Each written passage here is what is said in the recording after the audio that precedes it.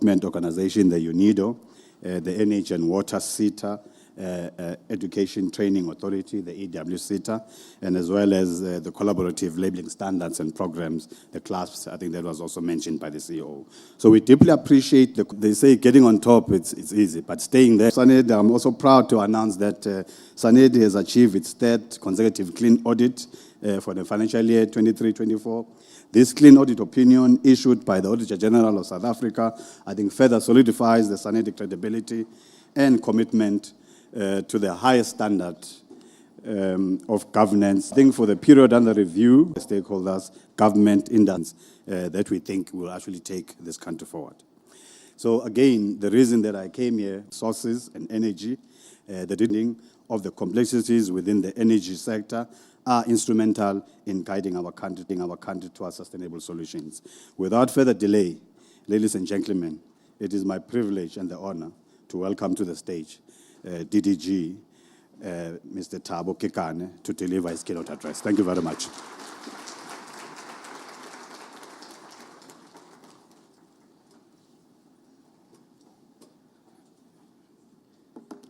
Thank you, Chair. That was a mouthful. Let me start. The previous speakers mentioned dogs, and not cats but dogs being hidden all over the show on Monday. House Florence. Well, my dog is a different one because yours are hidden, right? Mine, I just had it. I just ate it. It's a hot dog. Okay. And on that note, again, Dr. Mate mentioned that he'll be grabbing you, House Florence, for an autograph. So at long last, I'll also have that opportunity, because I tried my luck more than 20 years ago in Polokwane, and with your heavy bodyguards, I couldn't make it. So yeah, Program Director, House Florence, SANED Board Chair, Butsicelo, SANED Exco members and staff led by the one and only CEO, Dr. Titus Martin, members of DMRE, Exco, and the staff, the Central Energy Fund COO, hope he's here, Dr. Mukoka, Eskom Group Executive for Distribution, Budmonde Bala, CEOs of state-owned entities, I believe most of them are here, business, industry, and academic leaders, industry players, and most importantly, members of the civil society, government officials, distinguished guests, ladies and gentlemen, all protocol observed. Good morning, Dimadichon, Tobel, in my hometown. Let me first submit an apology from our Deputy Director General, Mr. Jacob Mbele, who was supposed to give this important keynote address. Unfortunately, he couldn't make it to this conference due to other commitments. It is a great honor, ladies and gentlemen, and privilege for me to be part of the second SANED annual conference. And we are grateful for the opportunity to provide our perspective as a department on the energy landscape in South Africa. I must applaud Dr. Mate for his first one last year, and it wasn't sure, so it was a success. So we're looking forward to 30 more of these conferences. For those who may be in doubt, SANED, it's indeed a government entity under the newly established Department of Electricity and Energy. SANED can also be easily described as our think tank, primarily responsible for the research, development, and innovation within the energy sector, as well as championing a wide range of demand-side management and energy efficiency initiatives in support of evidence-based public service policies. Accordingly, as a department, the department welcomes this opportunity to engage with the industry, academic institutions, and various stakeholders that are all in this room that are vital and strategic aspect throughout the discussion for the benefit and the growth of this important industry. This gathering is taking place at a pivotal moment for our country's, for South Africa's energy landscape, an era where the need for a balanced, just energy transition is more critical than ever before. Ladies and gentlemen, the word balanced, just energy transition, I learned it from the great man last year, and I thought it was, after a few drinks, it was just a joke. But now I think, Doc, you deserve that IP. I can see that it's no longer just energy transition, but the balanced one. So kudos to you, Doc. This is an era that reveals many challenges South Africa is faced with, such as rising energy demands, but also provides an abundant opportunities to address the issue of security of energy supply, access to sustainable and affordable energy. These challenges come as we continue to address the ripple effect of the country's power crisis that extends far beyond its borders, the reduction of poverty, unemployment, and inequalities that continue to hang like a big burden on our socio-economic developmental life of our citizenry. Program Director, there is a need to ensure that we strive to be energy secure to drive our economic development as a country. We must be equally intentional about being inclusive and not leave anyone behind, particularly those in the rural Limpopo, rural Eastern Cape, rural KZN, that are still experiencing the challenges of access to just basic electricity. It is our responsibility, ladies and gentlemen, to embrace this transition with a well-rounded approach that encompasses an energy mix predicated on low to zero carbon emissions, renewable energy sources, nuclear energy, power sector reforms, energy efficiency, and most importantly, the demand-side management measures. The Just Energy Transition Investment Plan aims to support vulnerable communities and workers affected by the shift from fossil fuels with a commitment of $8.5 billion from international partners. This plan emphasizes expanding renewable energy sources, particularly solar and wind, to enhance reliability and access while reducing reliance on fossil fuels. Additionally, as a policymaker, policies have been developed to incentivize private investment and retain workers in green technologies, fostering an equitable transition for all beautiful South Africans. It is important to note that the integrated resource plan that we've all been waiting for serves as a crucial framework for South Africa's electricity supply, as it provides a clear outline of how the country will develop its energy resources over time. The updates of the IRP 2023, which has now become 2024, are very significant as they seek to reflect the evolving landscape of our energy needs, and as well as considering technology advancements as we transition to this new era. Therefore, in this conference will allow us to sharpen our discussions as government, as friends, as industry players, applied energy researchers, and policymakers on key focus areas pertaining to energy. We are all entrusted with the responsibility to provide strategic direction in giving credence to the theme of this conference, a balanced energy transition for energy security, energy affordability, and most importantly, inclusiveness. We should address energy security as a matter of urgency, as history has shown us, through recent detrimental effects of energy shortages, both on our economy and our daily lives. And I must continue adding, giving kudos to Eskom. We must also take, again, the opportunity to applaud Babumonde and his team for their stellar performance and also achieving over 200 consecutive days without load shedding. We hope we will have a beautiful Christmas celebrating maybe more than 500 days without load shedding. So kudos to Eskom team and their management. However, it doesn't end there. We need to complement Eskom's operational stability in the long term. We need a diversified energy portfolio that includes all available energy sources. As you might be aware, ladies and gentlemen, the South African Renewable Energy Master Plan has been developed with the active participation of all social partners through a facilitated approach.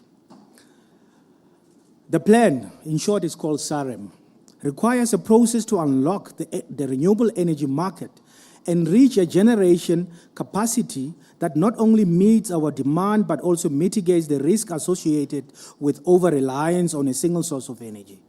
A balanced approach will help us maintain energy independence, reduce volatility in energy prices, and protect our economy and obviously our citizens.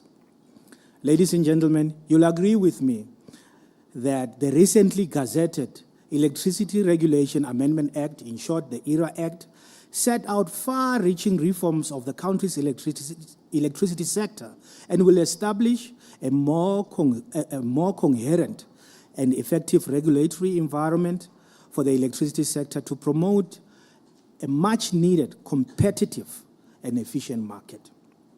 Moreover, the amendment of the ERA Act aims to address currently our constrained grid access in order to facilitate the connection of new generation capacity, and mainly this will be coming from renewables, hence ensuring that the independent power producers can deliver cheaper electricity at an accelerated pace to all ourselves. However, what is now critical is the pricing structures that can provide a fair and low tariffs for the consumers while ensuring that the operations of producers and distributors are still equally viable. You'll agree with me, ladies and gentlemen, on a monthly basis, you feel that pinch when you get that bill from municipalities, and all thanks to the great man here. Compatriots, affordability is equally important to energy security. Energy should not be a luxury. It should be a human right, just like water. South Africa has a diverse population with its history, rich history, with varying income levels, and our energy transition must reflect an inclusive strategy that considers the financial burden of all its citizens. Hence, the need to invest in local production of the required energy technologies presents an opportunity for cost shifts over a long-term period. While the initial investment may be daunting, innovative financing solutions from our DFIs can relieve some of the upfront cost, making universal access and clean energy accessible to all beautiful South Africans. Furthermore, implementing policies that protect low-income households from rising energy costs is paramount. We must ensure that our energy transition does not exacerbate inequality, but rather empowers all citizens through equitable access to affordable energy. To this effect, as the department, together with various players, we are seized with this matter on a daily basis to ensure that our consumers are relieved or are cushioned from high energy costs. Broadly, in particular, those of electricity that we see it every day. In pursuit of Dr. Mate's balanced and just energy transition, inclusiveness cannot be an afterthought. We must actively engage and involve communities, particularly those that have been historically marginalized. Initiatives that emphasize localization and job creation will ensure that communities benefit directly from various energy investments. Program Director, a balanced energy transition cannot ignore energy efficiency and demand-side management, of which we know SANEDIs are the leaders in this space. Harnessing efficiency measures can significantly reduce our overall energy consumption without compromising quality of life.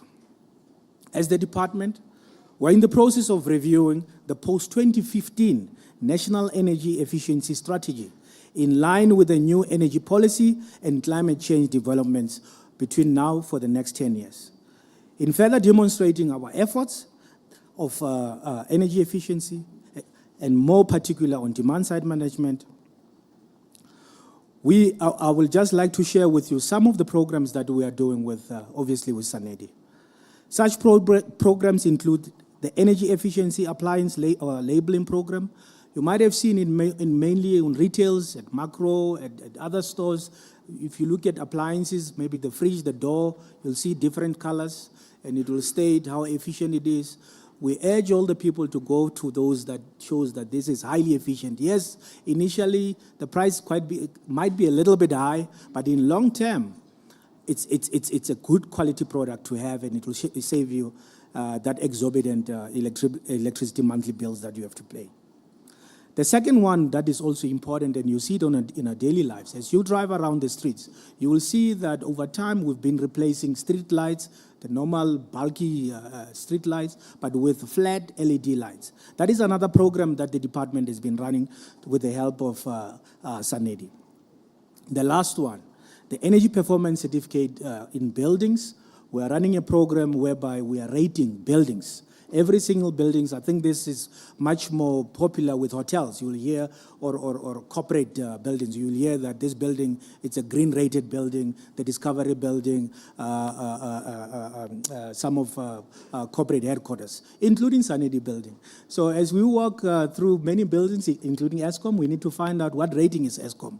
So all the grading will see whether it's green, it's bad. So during lunchtime, we need to find out what rating is this building.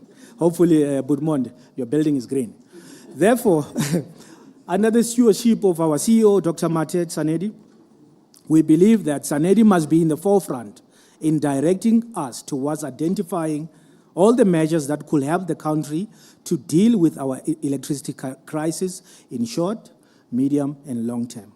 In closing, the path to a balanced energy transition in South Africa is a collective journey that requires commitment, collaboration, innovation from government, non-governmental organizations, labor movements, communities, and the private sector. This second SANEDI Energy Conference is just but one step in making this happen. So, ladies and gentlemen, with that said, I would like to wish you all a fruitful and a final deliberations at this Eskom, and I thank you.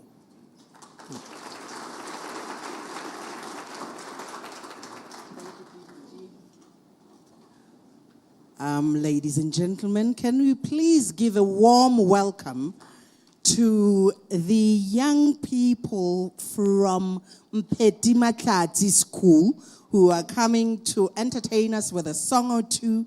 And as soon as they are done, I have some gifts for the DDG and the board chair that must be given out. And then I will take you through how we are going to be going through all our work for the day.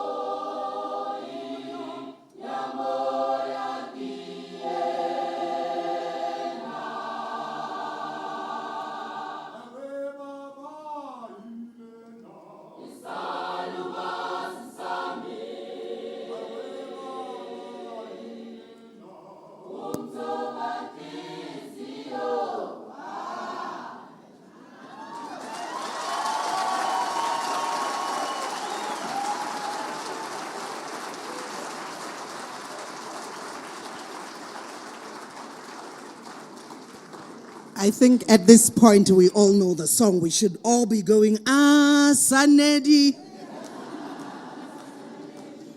Ah, Sanedi. What's up with it? Ah, Sanedi. Ah, Sanedi. Ah, Sanedi. Ah, Sanedi. We love this choir. Can we give them another big hand, please? Woo. Wow. This is lovely. Before I get into the plenary work, I would like, please, you guys were talking about autographs. In the new era, we're about the Instagram moment. So can I have my Instagram moment, the DDG, because I have gifts. So you don't come. So we do the Insta thing. How am I giving you gifts if we know? I need you both. I need you both. I need my picture.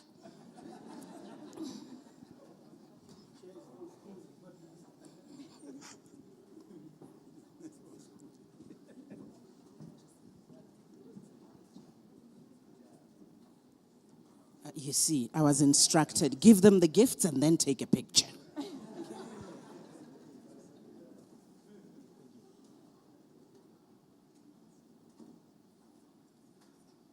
There we go. Thank you very much.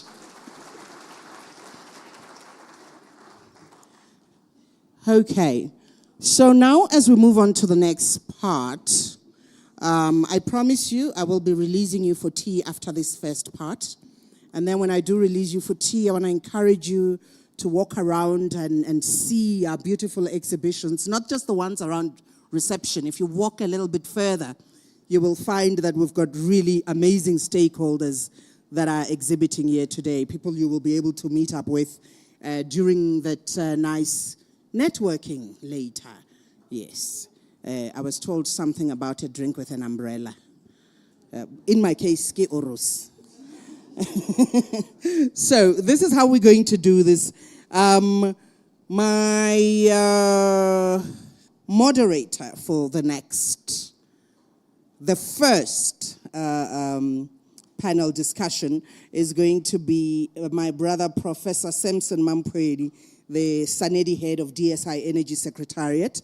And Prof. Mampwedi is coming through. I would like to invite all the panelists to make it to the front, starting with CEO, Sanedi CEO, Dr. Mate, and Ms. Robin Vilagazi from EWCTA, Mr. Bala Eskom, Dr. Tsepo Mukoka, Ms. Rufilwe Buthelezi, Mr. Maxwell Gomera. If I can ask you to please quickly make your way to the stage, and I will leave it up to Prof to do the proper introductions of everybody on his panel and to introduce the topic. And when we are done with that, we will make our way to the tea break. Thank you, Florence. I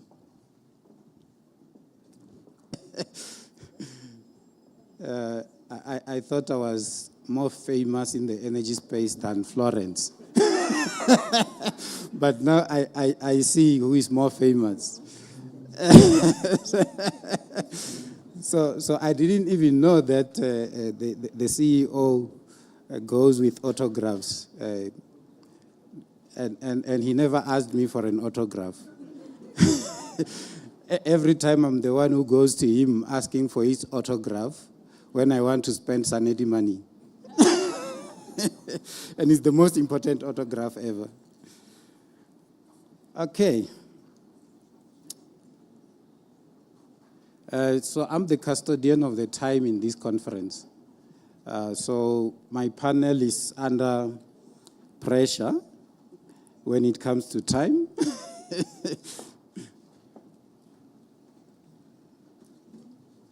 And I see I've got the full panel. All of them turned up. Thank you so much, colleagues, for turning up.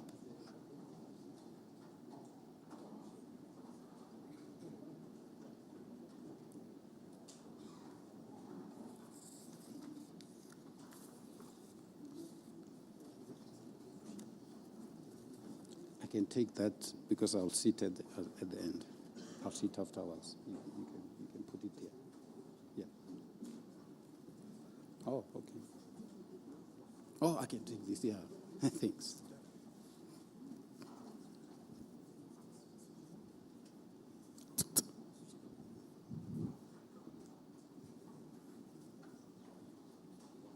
Yeah. Okay, this is on.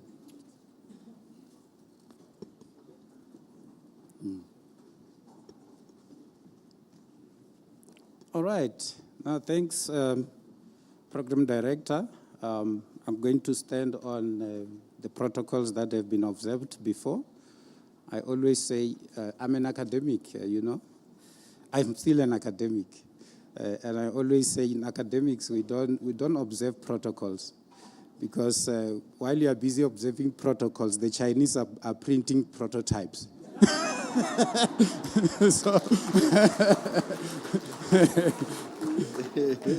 So today we're starting with an interesting topic about the just energy transition, which is quite important.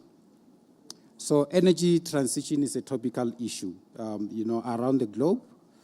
Africa and South Africa in particular is not left out of this debate. There's a lot of environmental groups, especially in South Africa. They are good sometimes.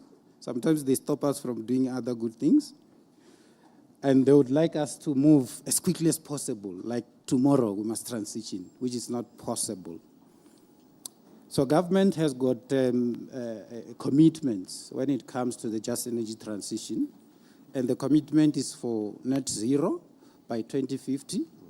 I almost stopped the CEO towards the end of his speech because he was encroaching now into this.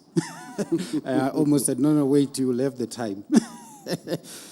And this commitment is also worked into our policy position, the IRP 2019. The DDG talked about the fact that we are busy revising that document, which is our policy document when it comes to this. So care should always be taken when it comes to the scale, the pace, and the cost at which South Africa transitions to a low carbon economy. This should be so because the country needs to strike a balance between the transition from a fossil fuel-based dominated electricity sector to a low carbon economy because South Africa has got a unique history. And that unique history, unfortunately, is characterized by a number of negative issues. Those include poverty, inequality, and high rate of unemployment, especially amongst the youth. So it becomes very important for us to consider all those aspects as we plan this transition that the CEO calls the balanced just energy transition. I did not introduce myself purposefully because all of you have seen me on TV, like Florence.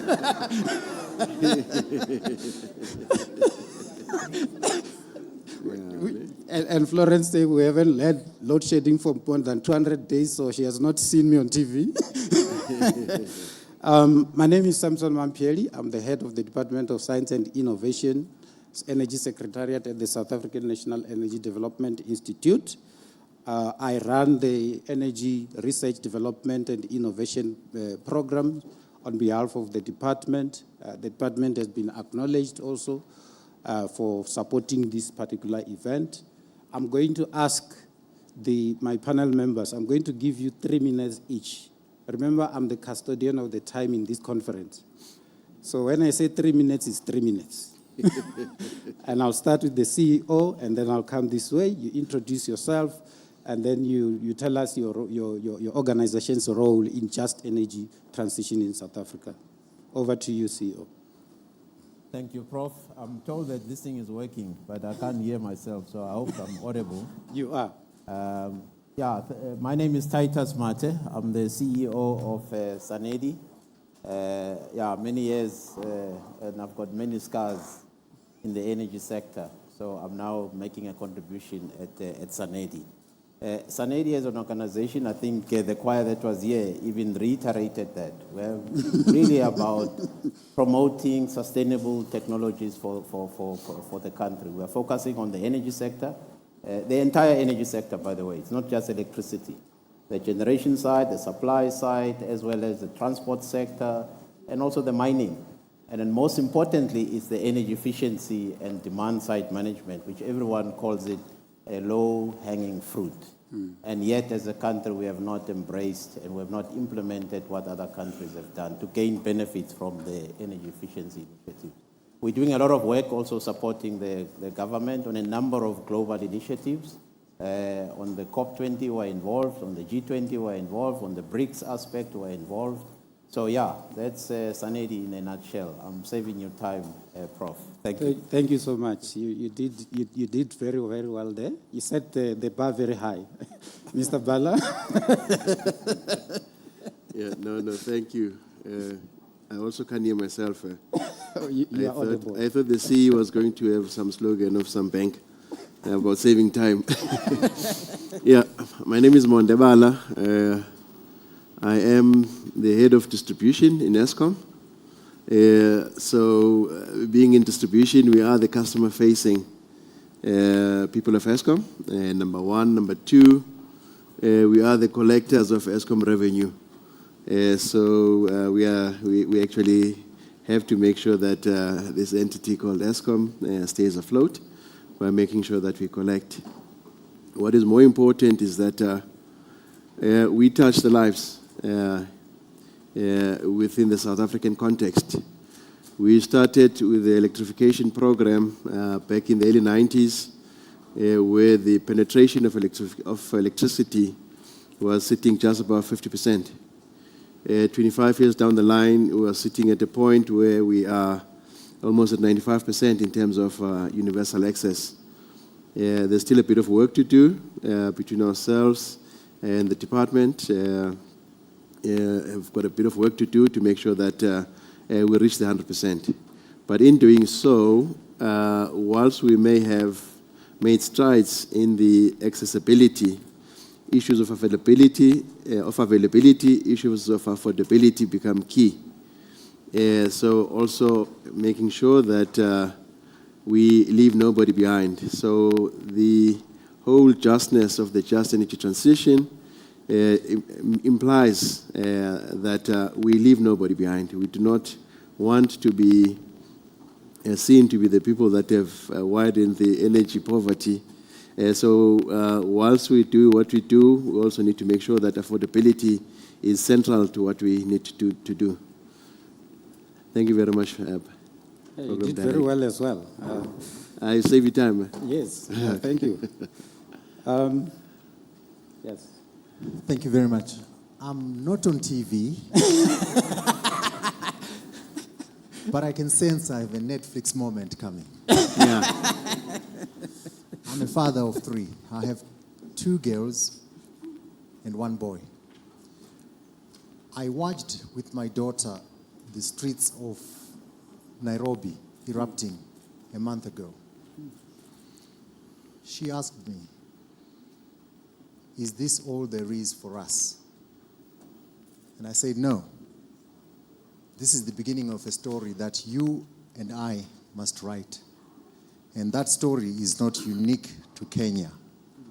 It is a story that I also encountered on the streets of South Africa 5 months ago when I landed in this country, where we need an economy that's generating jobs at a rate commensurate to the number of young people who are entering the job market. That is what we are doing in partnership with the government of South Africa at UNDP.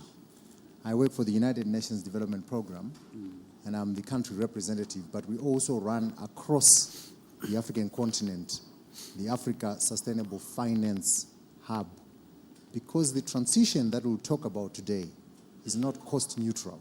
It costs money. It costs jobs. It costs dignity if it's not managed well. But it's our only hope. We don't have a choice. Thank you. You have also done well. You will get your Netflix moment. Yeah, yeah. All right, Ms. Buthelezi.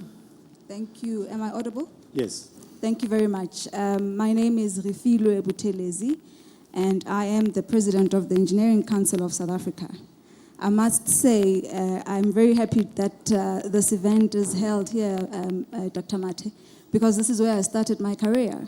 And I see a lot of colleagues that I worked with, and I'm very proud of Eskom. So well done to all of you. Yeah. The Engineering Council of South Africa is a regulator, and we regulate engineering professionals. And really and truly, the just energy transition is in the center of what we do. As we do our work, we promote ethical leadership. I don't think you can have just energy without being ethical. I think the aspects of climate change have been addressed. We see them every day. We are currently seeing them with our weather changes. So as the regulator, it is important as well that we encourage all our professionals to take into consideration the aspects of ESG as they do their work. It is also important for us as the regulator to amend our policy reforms to align to that aspect of just energy, to talk to aspects of climate change. We have to start encouraging the reduction of consumption. I think it's one thing to talk about it, but what are we doing about it? I know, Babala, you said this building is efficient, and you've tested it. So I'm not going to go there. But I think it's a conversation that we have to have. We have to talk about the aspect of reducing waste. It's one thing to talk circular economy, but what is it in line of Eskom? How are you ensuring that there's not only a single use of energy, but in the business of Eskom, you are making sure that you reuse the energy as you consider your work? So we need to then also talk to our engineers that as we build, we have to consider building with less, but building for longer. So the regulator's job is really epic in terms of ensuring that there's ethics in the work that we do as the profession. Thank you. Thank you so much. I must note that everybody's claiming Eskom these days. Yeah. And that's because of the great work that they have done so far. Let me also claim Eskom before I hand over to her. I was an Eskom Research Fellow, 2005 to 2010, doing my PhD in physics. And I used to frequent this place as well. So I'm also claiming Eskom. Robin? I'll claim Eskom at the end.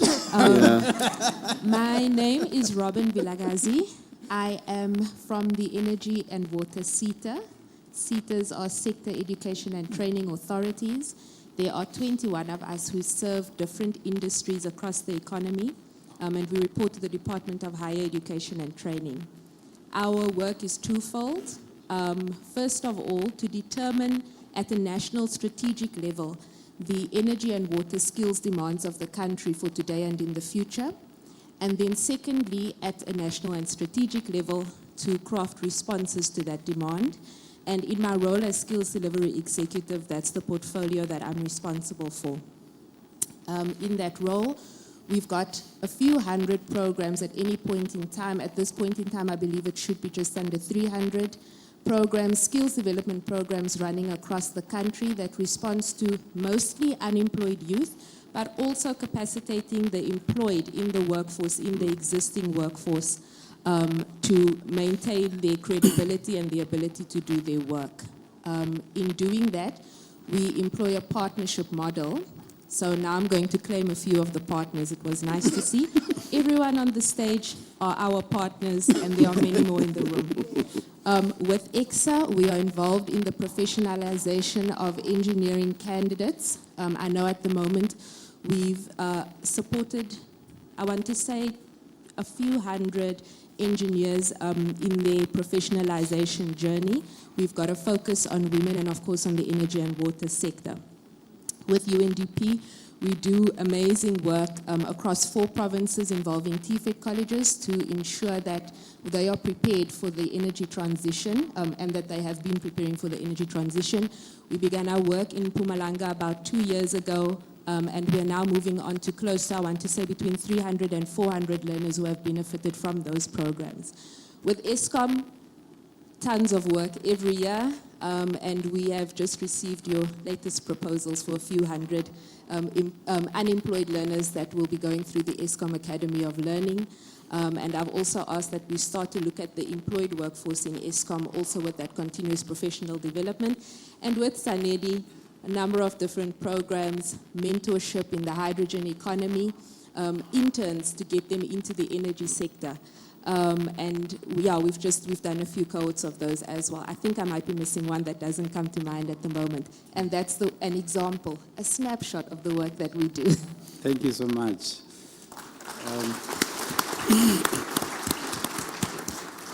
I'm looking forward to hear your claim for Eskom at the end. CEO, let me start with you, since you are the one who brought us here. In your view, what is the just energy transition? And how do you see South Africa navigating through the energy transition? And I know you started, towards the end of your speech, and I almost stopped you, but you can continue for the next 2 minutes. Thank you, Prof. You didn't give me time, so I can talk for another half an hour. No, I said 2 minutes. Oh, okay. I'll try and be brief. But yeah, thank you, Prof. I think maybe to piggyback on the last comment that I made, everyone around the world is talking about, by the way, it's no longer net zero, it's carbon neutrality. So each and every country has got a target. Some are targeting 2050, some 2060, some 2070. The likes of India targeting 2070 to be carbon neutral. The likes of China targeting 2060. South Africa has chosen 2050. By the way, it's not a commitment, it's an aspiration. And the likes of Brazil are targeting 2050. And then, of course, the newcomers, especially in the BRICS bloc, the newcomers like Egypt, Ethiopia, etc., they are targeting 2050, and the UAE. Very ambitious, given the current energy mix that they currently have. But South Africa has chosen an aspiration of 2050. But to get to that net zero by 2050, there's different pathways. There's no one size fits all. We can't say, let's choose coal and we'll get to net zero by 2050, or let's choose solar technology and we'll get to net zero by 2050. Because all of these technologies have got different contributions. There's pros and cons. We need to pursue clean coal. We need to pursue solar. We need to pursue wind. We need to pursue nuclear. And we'll assess as we go along the way. How do we do the assessment? We look at the just aspect of the transition. Are we not putting people out of jobs? Are we shutting down communities? Are we killing the economic activities in some of the areas where we may be shutting down or repurposing coal-fired power stations or not? That's the just aspect. Then there's a balance aspect. We can't just choose a particular technology and say this is what South Africa is going to do, because each and every technology has got its own benefits, pros and cons, etc., as I indicated. So we need to pursue a balanced energy mix, considering clean coal, considering renewable energy, considering hydro, and considering nuclear. We also need to balance from an energy security perspective. We need to balance from a sustainability perspective. We need to balance from a cost perspective. All of those things are being taken into account in what the DMRE is currently busy with now, in finalizing the review of the IRP 2019. We're hoping we'll see the results of that review coming out, but we're hoping and praying that some of the comments that some of us have been making are being taken into account in considering this. And why South Africa is targeting net zero by 2050, in closing, Prof, global warming is real. So I think that debate is closed. Global warming is real. Look at what's currently happening in our country. Look at the floods that we've experienced. Look at the extreme hot weather conditions that we are experiencing at this point in time. It doesn't matter who's doing the polluting. Whether the polluting is being done in South Africa or in Russia or India or in Egypt, we're all affected as a global community. So we need to contribute as a country. We cannot step back and say, no, we'll continue running our coal-fired power stations. Let the polluters somewhere else deal with the issue of global warming. We need to be contributing as a country. So let me stop here, Prof, before I get into... Yes, I almost stopped you before you get into other things. Mr. Bala, Eskom is a key role player in this. We can't talk about any transition without talking to Eskom or about Eskom. What has been Eskom's experiences in the just energy transition or in the transition? I know about some of the programs. I know about some of the power stations that were closed and things like that, where lessons are being learned. What lessons are we learning from the Eskom perspective? And going forward, what is it that Eskom is planning to do to respond to the just energy transition situation? No, thanks, Prof. I think from our perspective, the balanced view resonates with me.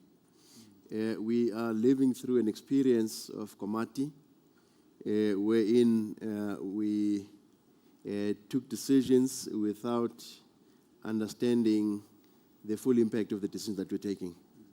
Komati was closed, and now we're sitting with a situation whereby now we are living the devastation within the community of that decision, and we're now trying to retrofit some of the things that we should have done or possibly considered upfront.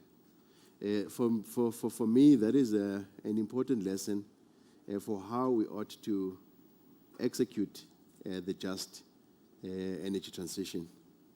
When we do so, we need to take a systems view of how we impact not only the energy mix, but also the impact to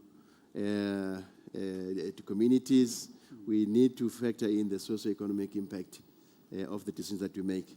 So for me, the justness part talks to all those considerations, given the fact that, as the CE said, climate change is real, we need to act. But in how we act, in what we need to do, there is no one-size-fits-all. We need to take a country approach. We need to take a view that says that how do we all get to the part where there is we take the no regret moves and the least regret moves. But doing so, we need to make sure that we take our communities with us. Thank you. So, Mr. Gomera, we can't talk about all these issues without bringing in the private sector into the picture. Be it finance, be it project deliveries and things like that. I would like you to take us through in 2 minutes again the role of the private sector in the just energy transition, with reference mainly to the project deliveries, the work that you're doing as well, and the financing side of things. Over to you. Thank you. Let me just begin by saying every country is struggling with the transition that we're talking about. Although South Africa is in a very peculiar position because of the choices that were made in the past.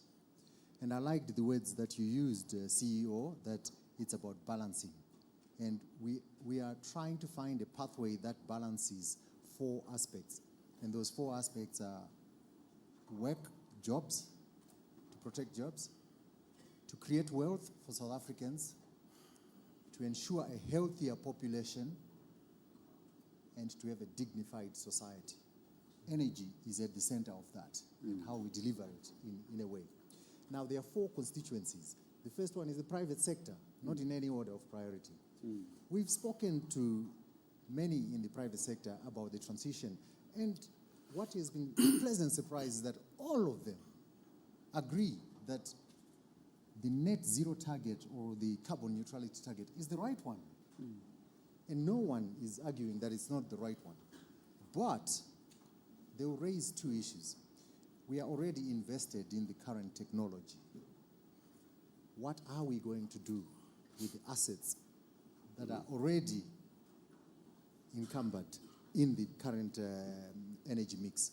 The second thing is, we agree with you that, yes, we need to go to less polluting energy, but bringing hydrogen on board, bringing nuclear, is a 10-year or longer-term initiative.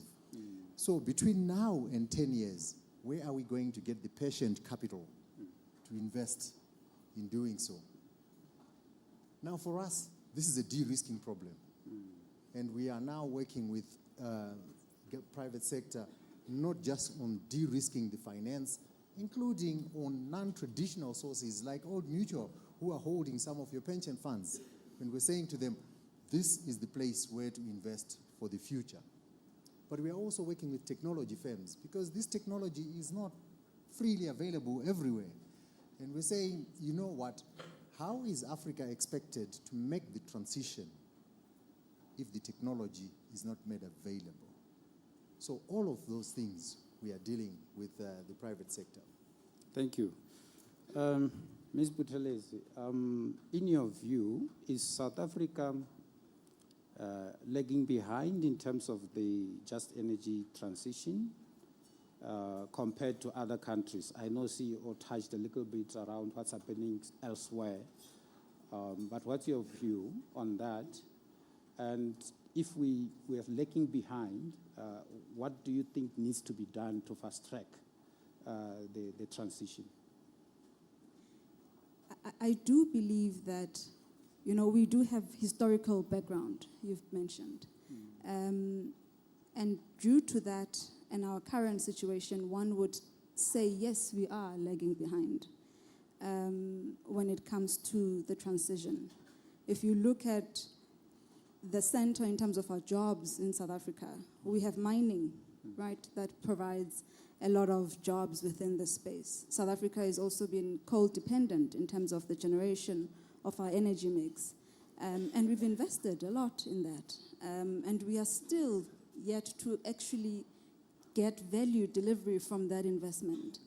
And therefore, if you then also start talking about ethics, and in the investments we've made, in the losses of jobs that we are yet to experience, we really have to make decisions that have been well thought through, and a plan has been well communicated, because it then starts entering into impact of community and societal differences that we might find ourselves in. So yes, we are a little bit behind. I'm not sure about 2050, but I am enthusiastic about it. I do think that if we, without using the terminology of going back to basics, but I think there are aspects that we can leverage from if we step back and we look at our policy implementation, if we step back and we look at our energy efficiencies and community awareness. Are we doing enough at those small areas and pockets of excellence that will assist us in achieving the bigger goal at the end of the day? I do think those are some of the things that we need to look into.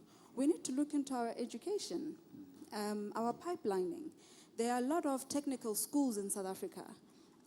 Where are we in terms of aligning and partnering with technical schools to promote just energy, to support them, to ensure that as the learners are participating in their day-to-day, there's also service learning, which contributes towards the community at large. Because a lot of the things that we also see in our country is aspects of crime, vandalism.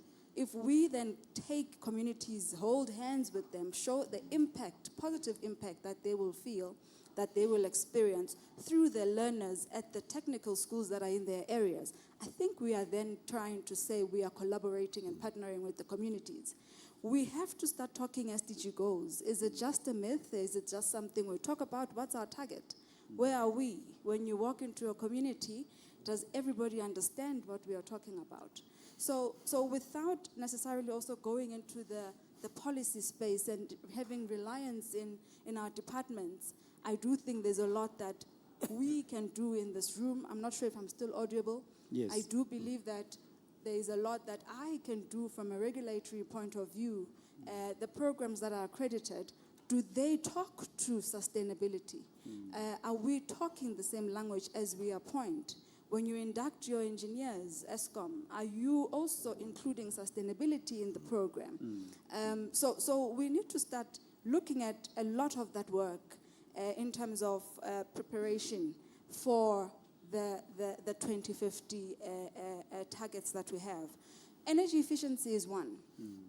And at some point, if you were to look at watch your TVs, peak time, you will see an energy efficiency ad on incentives. Where are those now? And if they are there and I now go and I apply and I submit my forms, what's the turnaround time?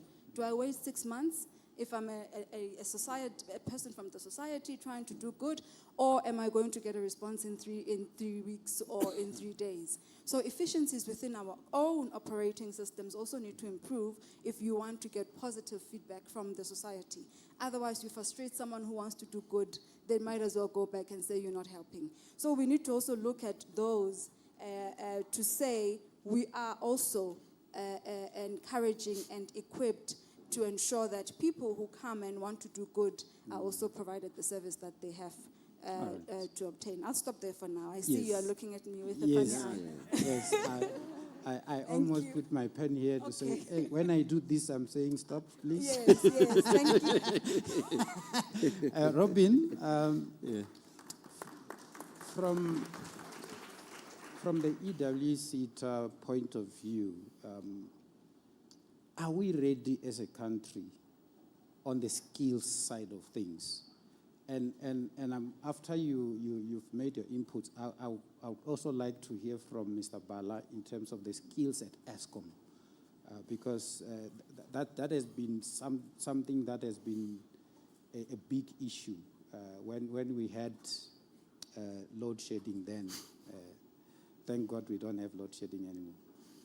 But in terms of the skills, when you look at the country in general, are we ready for this transition? I think it's well documented at this stage that we are not ready. Why are we not ready? Or why do I say that? That is the view. One of the first things that I mentioned is that the first core of our business is to determine skills demand across the energy and water industry.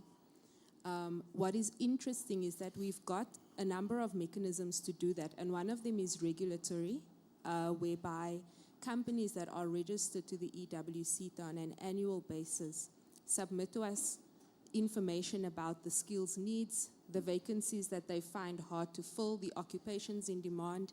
It's a regulatory mechanism, and we collate all of that information at a national level to understand those skills needs. And that's what we use to determine our initiatives for the coming years. And when I sit in platforms like this, we spend a lot of our time externally. The information that we get externally does not tie at all to what you see in those submissions. As industry, we are not good at communicating through the correct mechanisms exactly what the skills needs are, and we have not been good at it. It's something that we have been working on as EWCTA to educate the market on. But at the time, it is important that we have correct information. So what we do is, in forums like this, we spend so much of our time externally to get the real picture of what is on the ground. It's also important for us to know the skills that are required sit at so many different levels, and I'm very cognizant of the fact that leadership in a lot of our organizations come from a university background, an academic background, which is not necessarily the technical and vocational background that is required to take this transition and run with it. And so we are not sensitive to exactly what it might mean, what those needs are. We are not necessarily nuanced in that regard. And this sort of confusion or unclarity makes it very difficult to be responsive and to have built a workforce at this point in time that can go and service that need. One more thing that exacerbates the challenge is the uncertainty in the market. hydrogen. What is happening? Where are we? Are we moving? Are we not moving? So it's dangerous when we create an expectation among young people. You put them through programs. You say this is going to be the job that you're about to have when you, or this is the industry that you're meant to work in, and then that industry doesn't materialize. It builds on the discomfort that people have already got from all other sorts of social dynamics that are at play. However, what we have shifted our strategy to is also looking at the no regret, the low regret bets, so that we put a workforce into the market that would be suitable for a range of different scenarios. And I think in that regard, we are almost there in a way, given the uncertainty, given the difficulty in determining movements and planning movements in the market. We're almost there. One more challenge that we do have is around like your academic, your theoretical learning versus the learning in the workforce. There's not one of us who came out of university at the age of 22 and 23 and we were A-okay in the workforce. It was problematic. There were certain things that we had to learn, and there's really a need for us as the market and as industry to be willing to take on those young people and to mentor them in the workplace, to prepare them for what this is going to take. And I think if we can get that part right, we can actually, we're quite far along on the way there. But I just think that last bit, that working together in industry to build a workforce, a future for the country, the same way that you would build the children in your household and build a family, and to provide that care in bringing people into the workforce, because that is skill. That is giving someone a skill. It's not the theoretical knowledge, it's not the academic, but it's about how do you function in this world that is increasingly difficult to navigate and in this space. And I think that will help us with the final push. All right, thank you. Mr. Bala, do you want to comment about the skills at Eskom? 1 minute. 1 minute. I want to ask CEO a topical question before we go to the questions and I must answers. just watch for the pen. Yes, I'll just do like this. Yeah, I think, Prof, the question about skills in Eskom is a very interesting one. In that when we were going through significant levels of load shedding, skills were said to be the issue. Now we are at 200 plus days without load shedding, and it's the same people. So something has happened. Yes. By that, I'm not saying that there is issues of skills in certain of the sectors within Eskom. The second part that is interesting about Eskom is Eskom used to be the center of innovation, not only in the country, but in the world. We visited China not so long ago. The Chinese told us that we were struggling with something similar to load shedding because our generation sources and our load were at opposite ends of China, and then we needed to transport electrons throughout the length and the breadth of China. And we came to South Africa to learn from you about how you build your 765 kV lines. We came back to China, we built 76 kV lines, but guess what? Now we've even gone up to 1,000 kilovolt lines. But somehow we stopped at 765. So we have got this contradictions. We've got pockets of excellence, and then we've got areas where we need to top up. We do, however, need to reskill and retool our existing, so to prepare them for the transformed electricity supply industry. Thank you. Thank you. CEO, I know we're going to have a track on nuclear in this conference, but I would like to open the can of worms now.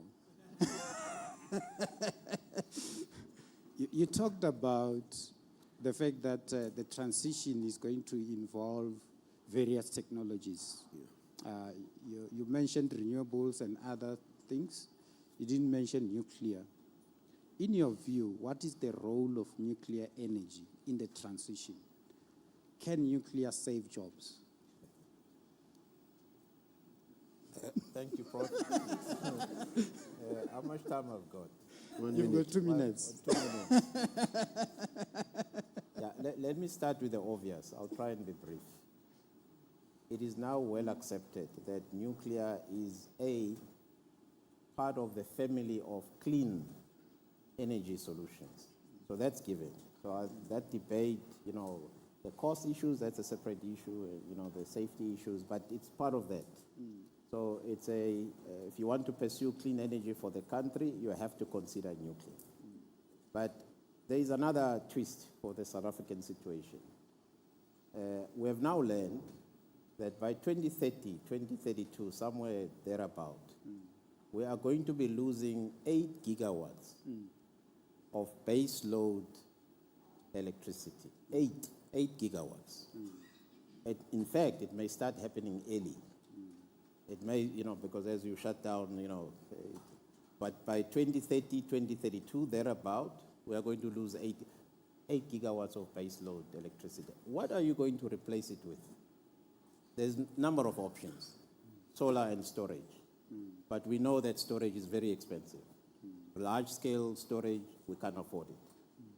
Of course, we must continue doing it, but it's very expensive at this point in time.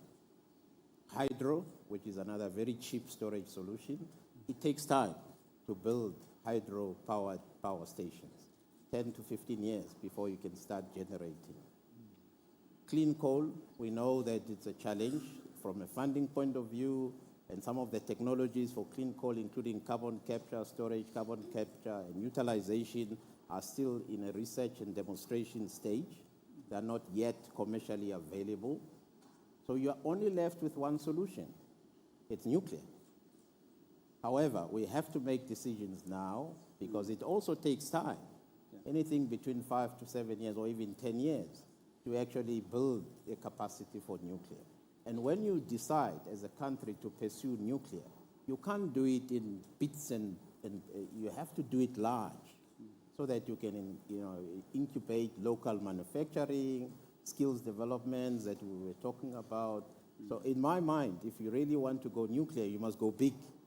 Then you'll get an interest from the world, people coming to South Africa, not only to give you the equipment, to actually set up the entire value chain of supplying nuclear technology for the country. So I know it's a very diplomatic answer that I've given you, but from a technical point of view, nuclear has to be considered as part of the energy mix going forward. I hope I've made a compelling case why should nuclear be considered. Thanks, CEO. And that consideration, that decision must be taken now. Maybe one of the resolutions of the conference should be that the department must make the decision now.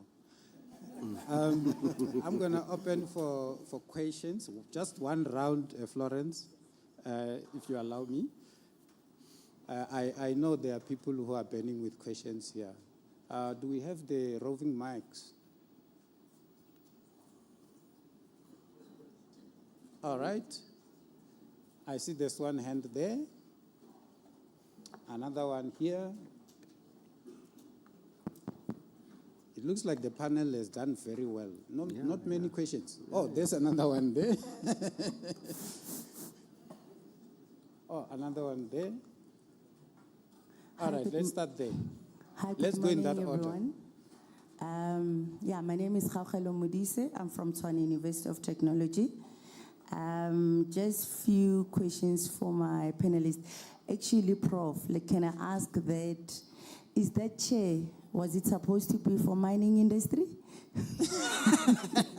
Because I think they're actually important.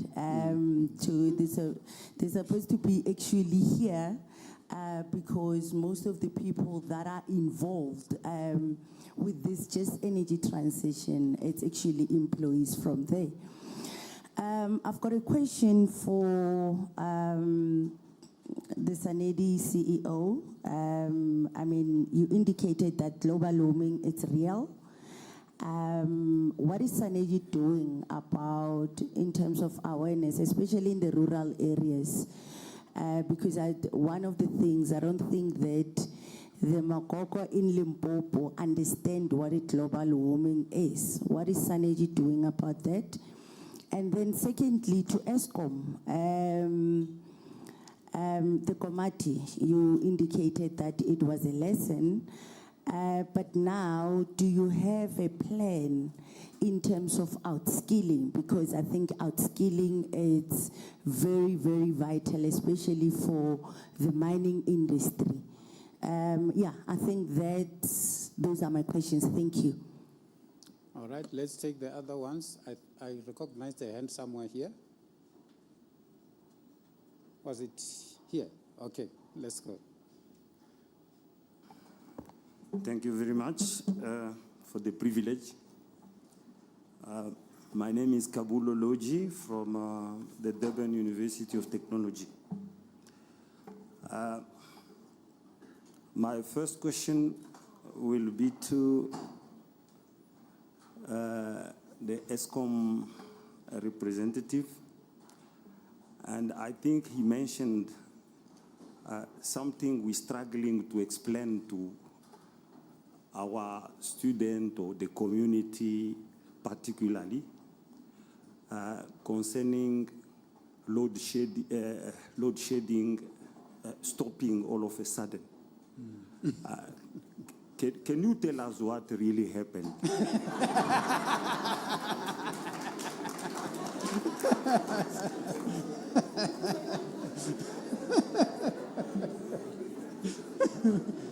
That is the first one.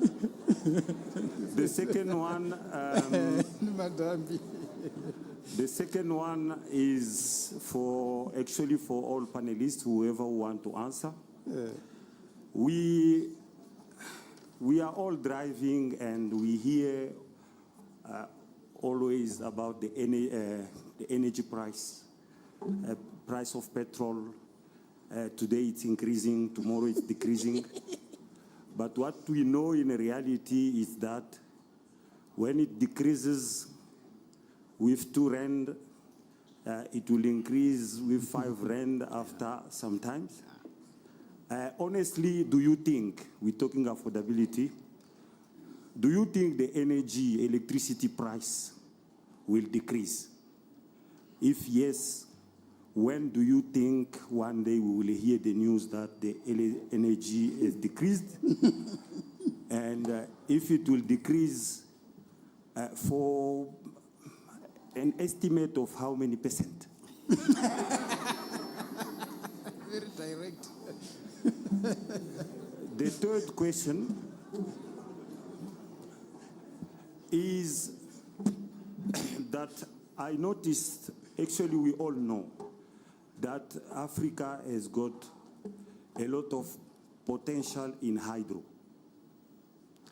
And maybe the CEO of Sanedi will tell us that.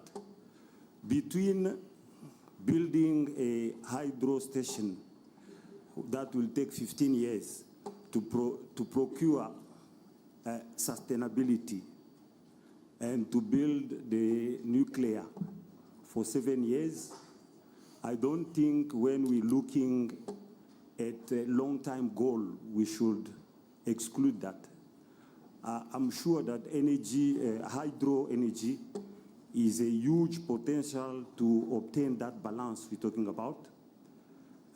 Hydro potential, especially in the central of Africa, the Grand Inga project and so on.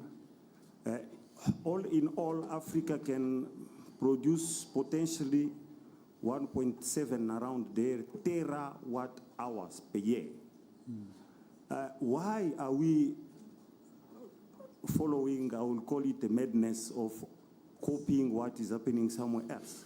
Why can't we innovate and say, let us focus in hydro and solve our problem once for all? Thank you. I'm going to take oh, there was that hand. Let's reduce our questions, just one priority question because of the time. Over to you, one priority question. Thank you so much, Prof. Good morning. My name is Kanyisi Lemasemola, and I'm from Wits University. My question is to the Eskom representative. With regards to the Komati power station, I'd like to ask, what is the state of the power station now. I understand that it was decommissioned after signing of the Paris Agreement, but I'd like to ask, what is the state of the power station now? I think from my research, I understood that it was going to be repurposed into a digital skills development center. So how far are we with that? And also just to couple that, just like to ask, do you guys have an idea of the state of the community that was affected by the decommissioning of the power station? I think it's the Steve Twitter municipality, but is there an understanding of how the community is and their state since it's been shut down? Thank you. Thank you. Last one from this side. Sir, morning. My name is Sakula. I'm from the IDC. I'm an energy specialist. My question, and I'll start with a comment. First of all, with regards to energy transition, for electrical engineers in the room, I go back to the time of Thomas Edison and Nikola Tesla, the AC/DC battle. To this day, we are still using those two systems, but there was a transition. Essentially, I'm suggesting that even as we transition, the technologies that are here will be there. That's the first part. And also the fact that the energy transition by itself is it's a mention of a pathway to net zero by deploying energy efficiency and renewable energy and clean tech, essentially. But the just component is what changes. Obviously, I've liked what Titus always alludes to, but we leave out the component of it's suggested that it's like $1 trillion that we need for emerging economies to transition. The just component as an aspect of those that polluted, that industrialized through the pollution, allowing the third world like ourselves to pollute, because that is how we industrialize. I would take a comment on that aspect. If they can comment on that aspect. But okay. Also... is that your priority question? So, I'm asking you to ask the priority question only. I've picked up one question. Those that have industrialized must allow us to pollute as well and industrialize. You want a comment from my panel on that? The last one is regarding the exponential growth of technology. The way technology is evolving right now, would we say that, I would assume, as a personal view, but I want the panel to comment, that the coal-fired plants and the coal fields in Mpumalanga would leave all of us here. There will be coal generation even after we've passed on. Maybe we can assume that through this exponential growth of technology, carbon capture, storage, and the rest of it, we would have found a solution. Thank you. Thank you. I think we got you. There was one last one right at the back, and I'm running very much out of time. I'm told I'm left with 3 minutes. So if you can just ask the priority question, please don't explain too much. My panel knows. Over to you.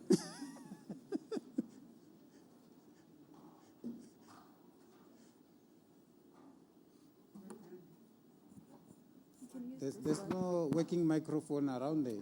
Leave him. Leave him. Hello, everyone. My name is Siabonga Mhlongo from Saweya.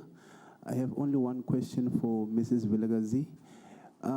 Since we know that there is a growing demand for skilled workforce in the renewable energy industry, I want to know, what are we doing to enhance the quality and relevance of the TVET colleges, considering the fact that they are often been overlooked in the education and training landscape? Thank you. All right, thank you. So I'm left literally with 3 minutes, panelists. I'm going to give you each half a minute to respond to the questions that were directed to you. Mr. Gomera, I want you to be the first one to deal with the coal miners. And then I'll go to the CEO and then come this way. Half a minute. Yeah, there are difficult choices that are being made. Can you hear me? Yes. Okay? There are difficult choices. I would love to be a fly on the wall in a meeting between the Treasury Minister and the Energy Minister. On the one hand, the Energy Minister might say, I need $20 billion every year until 2030 for renewable energy deployment. On the other hand, the Minister for Treasury will say, I need $14 billion for social welfare. I need $19 billion for education. And our budget is not allowing that.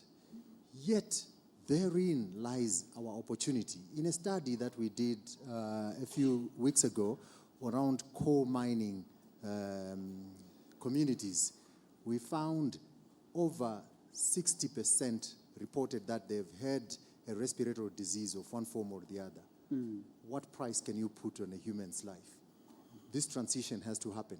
But we also found 26% are saying we're ready for new opportunities. 30% are worried that they will lose their jobs. So we have work to do. And I take a slight departure from what you said. I do not think there will come a time when we will say we are now ready. Yeah? I think the readiness has to be around, can we afford the cost of not acting? Thank you. CEO? Thanks, Prof. I'll try and respond to, I think there were a number of questions that I need to respond to. The first one, is SANEDI doing anything about educating or creating awareness in the rural areas? It's yes and no. SANEDI is running a number of awareness campaign programs, especially around energy efficiency and renewable energy. Perhaps what we may want to consider going forward is customizing some of the messaging so we can target those rural communities. But we're very active in municipalities. We're running a number of training programs. But I think targeting rural areas to educate, abomagogos and whatever about global climate change, I think it's something to take home, and it's something that we may want to consider going forward. Remember that abomagogos will not implement the technology. So we need to help them by implementing clean energy solutions that will then impact on their lives. But the messaging, I think it's a point it's well taken. Then there were two questions here, one around hydro. Why are we ignoring hydro and just pursuing nuclear? It's not correct. Hydro is still being considered. I spoke about the 8 gigawatts that we're going to lose. Eskom, I don't want to speak on behalf of Eskom. I know they're pursuing a hydro project that may come on stream very soon, but it's small. It will not cater for that 8 gigawatts that I spoke about. The INGA project, it's been in the making, I don't know for how many years. Probably some of us will even retire. The intergovernmental challenges and whatever, I think it's a big issue. It's not that there's no desire to pursue it, but it's very, very, very complex. But it's not out of the equation. I think it will be considered, but it's very, very, very complex project. Then the cost of electricity, will it ever go down? And it will never go down. Let me just be blunt. It will never go down. We just need to contain how steep it increases and what it will never go down. But if we implement, renewable energy and all the low-cost technologies and whatever, the cost may actually, increase, but not at a sharp rate like it's currently happening. And then the funding to the polluters, are they willing to pay for the people that are not polluting? They are, by the way. The Western world is willing, but South Africa, we must get our house in order. We must have plans, clear plans, policies. But they are more than willing to actually partner with Africa to implement some of the cleaner technology solutions that will help South Africa and Africa to develop. So this perception of saying, no, the West is not willing to allow Africa to develop at its own pace and whatever, in my personal opinion, maybe it's misplaced. Let's just get our house in order. Let's have our clear policies in place, incentives, stability in terms of what's happening politically and whatever. I think the investment from the Western countries will come. That's just my view. Thank you, CEO. Mr. Ballard, 30 seconds. We have run out of time. 30 seconds. Yeah. Oh, so you said I must choose a priority question. So you want to choose a priority answer? A priority answer. Yeah. So you asked the question, what happened to load shedding? For me, it is a wonderful demonstration of what the country can achieve when the country works together. So, at the height of load shedding, the president declared it as a crisis, and then similar to when we had COVID, we put up an energy action plan. We put up structures to deal with that. The entire South Africa got together. The utilities, government, business, we all came together. And with all those interventions, we defeated load shedding, or we are defeating load shedding. Let me be correct.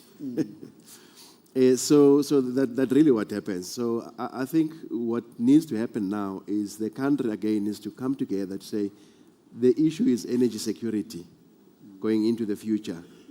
Then if that is then the issue, then let's all get together and agree on the path that we need to take. Because we spend a lot of time taking each other to court, to the nuclear, that you've got the Greenpeace and everybody else saying that you can't do this.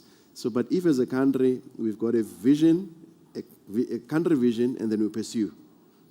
I think it's great when all of those entities, they work together. On the issues of Komati, what has happened? So yes, we've acknowledged that we looked after our own employees because we deployed them to other power stations, but the community then remained. We are retrofitting some of those things. We are repurposing Komati. We have set up a microgrid assembly facility within the power station itself. We are scaling that one up. We are looking at it as a production facility. We are educating the community around Komati. So there's a lot of work that is happening around Komati. On the issues of prices, I slightly disagree. At some point, the prices are going to go down. It's just a structure of our tariff that has to really be looked at. We have submitted proposals to the regulator. Now the regulator needs to come to the party and unbundle the tariff. When we do that, then the user pay principle must then kick in. This is when we're going to start the trajectory of the growth of the price of electricity starting to make sense. All right, thank you. Robin, real 30 seconds. There were questions directed to you. Real 30 seconds. Okay. I can do 30 seconds. Very great question, and thank you very much for the interest in the TVET sector. Just to highlight that our work in the energy sector covers the energy mix that we align ourselves with the integrated resource plan and its various iterations. So our focus is not just on renewable energy, it's across the energy mix, obviously proportionate to what we see in the energy mix or the planned energy mix. The CETAs are very mandated, or highly mandated to work with TVET institutions so that we invest into the public system of skills development, because that's the system that's been set up in the country and that is meant to make this thing sustainable. We have 26 universities in the country and 50 TVET colleges, and of a child that goes to sub-A grade 1, only 4% of the children that go into grade 1 actually can be guaranteed a place at the university by the time that they exit school. So we have many programs across the country that involve capacitating TVET colleges to be able to offer qualifications in renewable energy and across the energy mix. We do a lot of TVET lecturer development, and we also invest in infrastructure and learning materials in those institutions to ensure the quality of the provisioning across the energy mix. That's the 30-second answer. Thank you. Let's give them a round of applause. They've done very well. To Florence, I'm still receiving gifts. Thank you to the panel.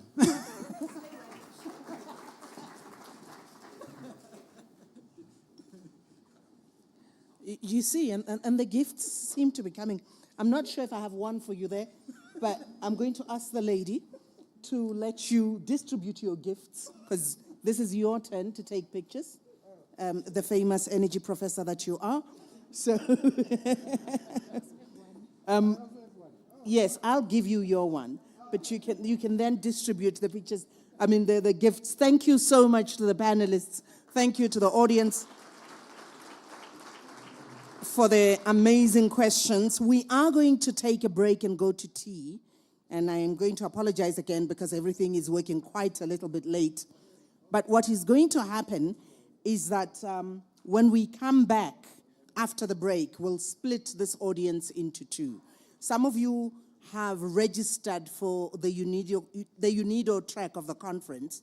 And if you are registered for the UNIDO conference, you're going to go to the Ian McRae Auditorium for that part. This is after tea. And then the rest who are not on the UNIDO program, I expect that we will meet again back in this auditorium so that we can carry on. Thank you so much. Can we thank our panelists?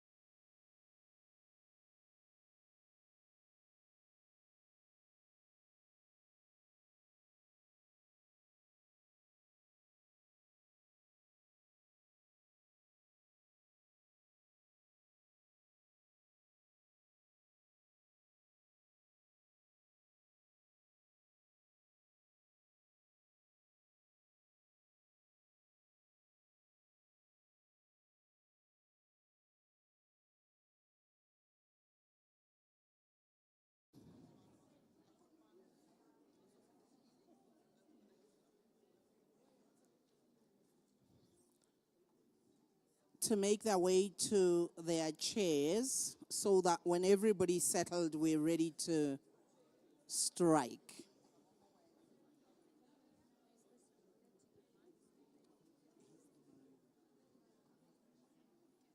It looks like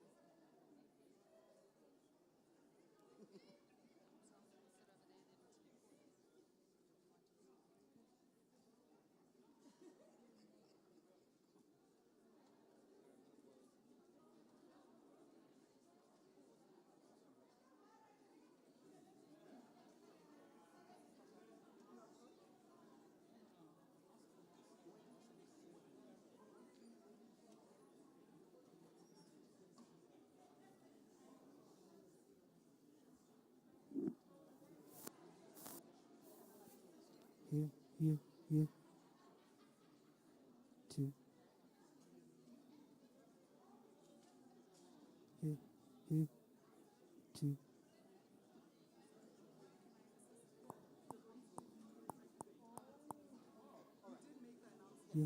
Here. Okay. Just a reminder for anybody who still might be confused, we have split the audience into two. So if you need to be in the UNIDO program, kindly make your way to the Ian McRae Auditorium. This one is the James Murray, is it?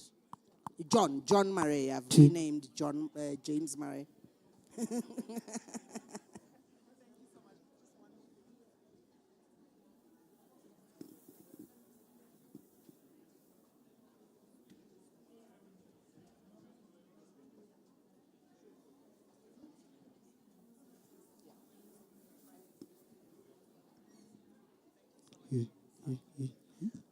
All right. Welcome back, ladies and gentlemen. We are not going to take too long with this one. I now have the pleasure and the honor of inviting Ms. Nelisiwe Nhlapo, who is project manager from Sanedi, to come and moderate the next session. And this session will have the following panelists, if you can please join us. It's Mr. Mtogozi Simpofu, Dr. Karen Surridge, and Dr. Vikesh Rajpal. If please everybody can join us on stage. Your microphones are being arranged. You're a much smaller panel, so I'm going to ask that we take the middle chairs. So when there's empty chairs, let them be on our sides. It just works for good photography. Then we can crop out the empty chairs and they don't think it's because somebody didn't pitch. And yes, I am going to be sitting over here making eyes at you because we need to stick to time and steal time from ourselves so that we still make it on time to the media roundtable that the principals have to have.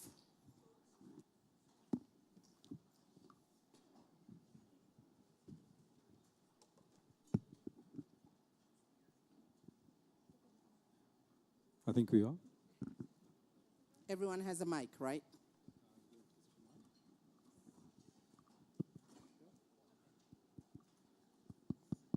Over to you.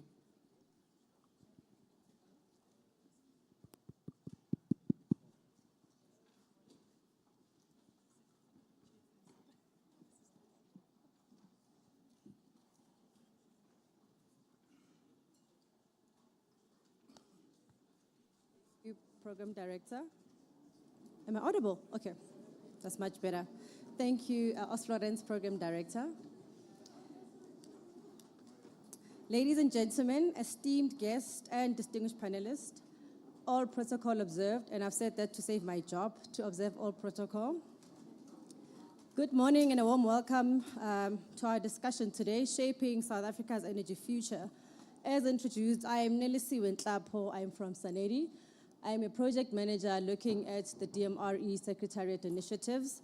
That is the work that we do on JET, BRICS, and G20. It is a privilege for me to be here today as we explore the key initiatives that will drive our nation's future energy landscape towards sustainability, innovation, and resilience. And I think, as the CEO has said, towards our promised land, which is a South Africa that is carbon neutral. As we gather in this pivotal moment, we are reminded of the importance of a robust energy sector that not only supports economic growth, but also addresses the pressing challenges of climate change, energy affordability, access and security, and whilst doing so, leveraging also on our intergovernmental relationships. The initiatives we will discuss in this panel today with my esteemed panelists, I am particularly excited about because they bring forth practical initiatives happening in the country that will assist us in moving closer to our goal of a just and balanced transition to South Africa. With me here, I've got a lovely panelist whom I'll ask to introduce themselves, starting with Mr. Mpofu on the far left. You have 30 minutes, so I'm giving you 2 minutes to introduce yourself, sir. Thank you. Thanks, Program Director. Good morning to the audience. My name is Mchogozo Simpofu. I'm with the DMRE. My current role is Chief Director, Electricity Infrastructure. I'm responsible for ensuring that the infrastructure is developed. Our objectives primarily being energy security, affordability, and access. Thank you. Thanks, Mr. Mpofu. Dr. Karen? Thank you. Morning, everyone. My name is Karen Sarich. I work at SANEDI, the South African National Energy Development Institute. And there I look after the renewable energy sub-program and some of the cleaner fossil fuels. So a lot of people ask me, it's a bit of a conundrum, renewables and fossil fuels. But remember, we need a full energy solution for South Africa to ensure the things that we're talking about this morning, like energy security, addressing climate change issues and affordability. Thank you. Thanks, Dr. Karen. Dr. Vikesh? Good morning, everyone. I'm Vikesh Rajpal. I'm the General Manager of the Eskom Just Energy Transition Office. I noted there were a lot of questions this morning about Eskom, about the JET initiative and Komati Power Station. I'm happy to respond to all of those questions. My role, in essence, is to ensure that we, as we transition from high-emitting sources to low-carbon, low-emitting sources, we do it in a just mechanism, in a just manner. We do that through repurposing and repowering, and I manage the program across Eskom to ensure that we provide a second life to our power stations. Thanks, Dr. Vikesh. We will shoot straight to our questions. We'll do about 2-3 rounds of questions, then I'd like to, if we still have time, I'll allow for about 3 questions, and then we'll close the panel.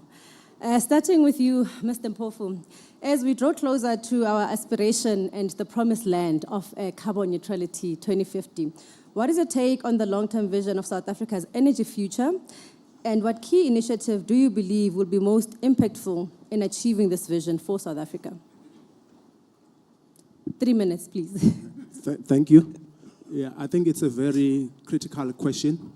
And as it was said earlier, is that this is the question that needs to be addressed, with all the challenges that goes around it, given the period of where we are in the energy transition and energy development generally, as a country.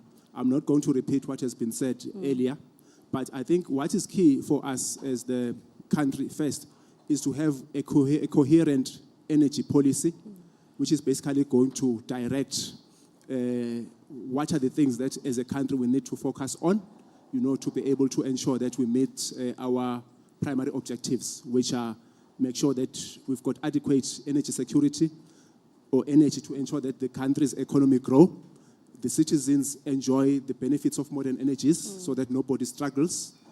Everybody presses a button and the lights comes on. It doesn't have to go and collect firewood and struggle, all those kind of things. But also to make sure that it is affordable. We know that South Africa, we are one of the countries which has got the worst Gini coefficient in the entire globe. So basically that causes this situation where other people in other segments of our community are able to afford, other people barely afford at all. So that is one of the things that we need to address going forward. I think earlier in the previous panel, there was a question about tariffs and things like that. I think the panel adequately address those things. So I'm not going to dwell in those ones. So with respect to how do we go forward, in the context of just energy transition, as the country, you're probably aware that we are currently developing an integrated resource plan. That is basically our plan, a blueprint in terms of how we develop our energy resources to make sure that addresses the three aspects that I've mentioned earlier. Obviously, being cognizant of what are the resources that the countries we have, and fortunately, as South Africa, we have probably 80% of all the things that are required to make the just energy transition happen. We have got abundance of natural resources, both in the fossil fuel and in the so-called RE. We've got coal, we've got uranium, so those will support the nuclear aspirations. Also, obviously, in the coal, we need to basically see how we enhance the value proposition from the coal aspects to make sure that we're still able to use our coal going forward. But obviously, in the context of just energy transition, obviously, we need to invest a lot of research because obviously the world is steaming ahead on the other side. But obviously, we need to make sure that we spend a lot of time to basically understand the resource so that we can be able to use it going forward. We've got endowed with sun and the wind. At least we've got now a program in that respect, which basically talks to those things. We've also got 3 kilometers of ocean. Obviously there's a nascent technology, which is like wave technology. Obviously we're not focusing on it, but because we've got this 3,000 kilometers of coastline, I think it's something that we need to do to see where the country benefits from that aspect as well. Also, we've got our neighboring states, which have got the hydro, which we do not have. So it's something that we need to basically purposefully look at that, to ensure that we complement whatever that we have as a country. And obviously, in that, there's an element that has been talked to here, the issue of skills development. We need to be able to develop the skills so that whatever mix that we embark upon, we are able to serve it ourselves. We do not need to get people from other regions or other areas to come and do what we can do ourselves. So I'll leave it at that for now. Thank you. Thank you, Mr. Mpofu. That was quite comprehensive. And you touched on something important, which I'd like you to lecture on, Dr. Karen. You speak, as Mr. Mpofu touches on the aspect of research, and you know that when you talk about transition, we talk about policies and reframing of policies. And I want to talk to Dr. Karen regarding the policies. When you speak of this cleaner, new South Africa, what role would you say research and innovation plays in advancing South Africa's energy transition? And are there any notable research projects underway that you can at least maybe share with us?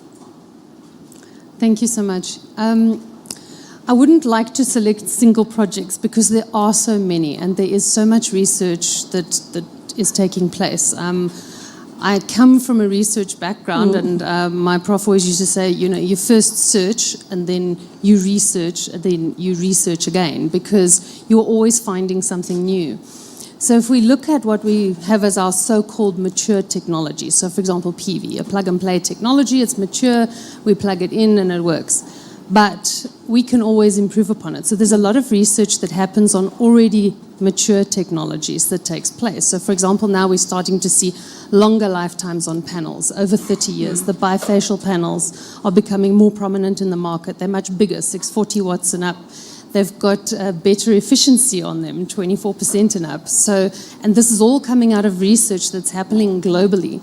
South Africa, of course, is latched into some of this research, but it's not only in the renewable space. We need to consider we have our 3 forms of energy. We have our fossil fuels, our renewable energy, and our nuclear. All of those are linked together with other technologies that come in terms of energy carrying and energy storing. And all of those aspects have a research component that needs to be ongoing to make us more ultimately energy secure but energy efficient. Because we're sitting on a planet that is looking at, I think I did some stats a while ago on our population, but at the beginning of COVID, the planet had 7.9 billion people on it. We've since been through a pandemic and a global economic recession underway. We're sitting at 8.4 billion. Sure. So we're not reducing our numbers, which means our requirements are increasing constantly. So it means we have to be more resource efficient. And in that space, energy is the ultimate, for me, the ultimate element that is required for the success of the global human race, but most definitely for South Africa, for our economy and so forth. So the research that's taking place is not only local, it's international. And our local researchers have the ability to plug into the international research through initiatives that Sanedi's driving. And I'm sure we can elaborate on these a little later, but if we look at things like the International Energy Agency and all the knowledge and information that we both give and receive from the Energy Agency, and I don't think that we should forget that as South Africans, we have a huge amount of research that we do that is of value internationally, because we do a lot within Sanedi of piloting technologies. So for example, we pilot a solar technology. We know that the sun gives us heat and light, and we know that we can use those. But do we know where we can use them in South Africa and what that business case looks like? Is it worth investing in it? Do we want to take a panel that was designed to work in Siberia and put it in the Northern Cape? And then we're very confused when it doesn't work, or it has a very short lifespan. So we need to be doing, and I keep saying, I think people are going to put this on my gravestone, we need to be doing research into technologies that are fit for purpose. Everything we do has to be fit for purpose. Otherwise, we're wasting our resource, and that's not efficient. Thank you. Thanks a lot, Dr. Karen. Speaking of fit for purpose, I had a different question for you, Dr. Vikesh, but I think the discussions this morning are leading me to a different question. We spoke about Komati, and I think it is fitting to maybe ask you this question. You are leading the energy transition in Eskom. Are there any lessons you would like to share on Komati, and can you provide an update on Komati? What are the lessons that you've learned, and how far are we into that project? Thank you, Chair. There's a number of lessons that we've learned at Komati Power Station. We've summarized that into 6 points, and I'll just speak to you about those 6 points. The 6 points speaks to the importance of sequencing. So we understand, and Monde indicated earlier that we started too late on some of the initiatives. So we have looked at sequencing, we've looked at planning upfront. As an organization, we've taken a decision to decouple station operations from our repurposing and repowering initiatives that I spoke to earlier.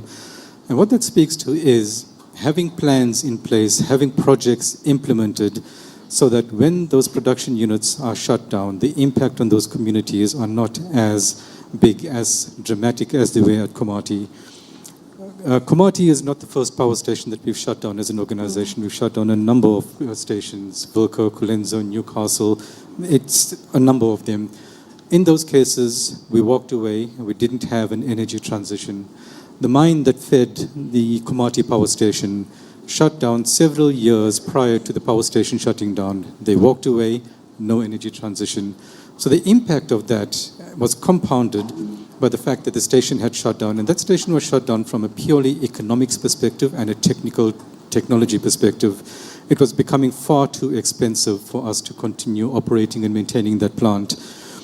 The second lesson that we've learned is that from an on-site perspective, when we talk about repowering, we have plans in place to build solar PV, wind, battery energy storage systems, and synchronous condensers. But when it comes to on-site job creation, the number of jobs that we create from a renewables perspective does not offset the jobs that we lose from a coal-fired power station operation perspective. And therefore, economic diversification of the area, reindustrialization are critical to ensure that the transition is indeed just. The other lesson that we learned was the importance of social dialogue. We did have a challenge with COVID because the power station was shut down at the end of 2022. The engagements began around 2019, and right in the middle of that we had COVID. So it did present us with some technical challenges in reaching out to communities. It wasn't as optimal as we would have liked it to have been. But we've learned from that, and we've implemented that at other power stations. So we've already started engaging communities at other power stations. And as an example, the community in Dipaliseng, that's the municipality around Qurtuba power station, when we spoke to them last year, they were totally against shutting down of Qurtuba power station. They would not even hear the discussion around shutting down the station. We went through a process. We went through a discussion similar to the discussion that was held this morning, and I agree with all of the points that the CEO of Sanedi made regarding the fact that climate change is a reality. Irrespective of where it comes from, irrespective of who contributed, it is a reality, and we need to understand that if we don't act now, we will all bear the brunt of that. So part of that social dialogue was helping those communities understand where we're going, understanding that our transition is not something that is driven by the global north. Although we have a significant amount of benefit from a climate change perspective, from a global warming perspective, it still comes down to economics. It comes down to utilizing our assets optimally and responsibly, and that is what we are doing. So that's prompted us to reconsider the shutdown schedule. There were a number of stations, going back to the first point that I made, there were a number of stations that were earmarked for shutdown between now and 2030. We have taken a decision as an organization to continue the operation of those power stations to give us time to implement these initiatives for repowering as well as for economic diversification through repurposing. Funding is critical, the fourth lesson. The timing of funding is important. Many people don't realize, sorry, how am I doing for time? Yeah, 1 second left. 1 second? Or? 1 second. I was waiting for you to ask me. Thank you for asking.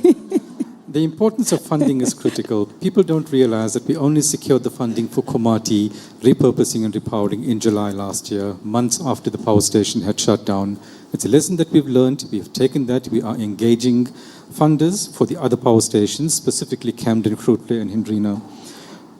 Last 2 points. Reskilling, upskilling of community members, upskilling of Eskom staff, of contractors is key. We have established training centers at Komati Power Station. We are in the process of establishing training centers at Qurtuba and Hindrina with different focus areas with the intention of reskilling, upskilling so that we could all embrace the technology and the energy direction of the future. And the final point, Chair, is the importance of partnerships. Eskom alone, or Eskom cannot effect the transition in isolation. We rely on partners to help us in implementing the energy transition. Thank you. Thanks a lot, Dr. Vikesh. And that leads me to the next question, Mr. Mpofu. I think we'll go for the last round. You've answered quite most of the questions we had here. But the last question for you, Mr. Mpofu, Dr. Vikesh touches on the importance of partnerships. As a department, I believe there's a lot of work we've been doing, a lot of initiatives.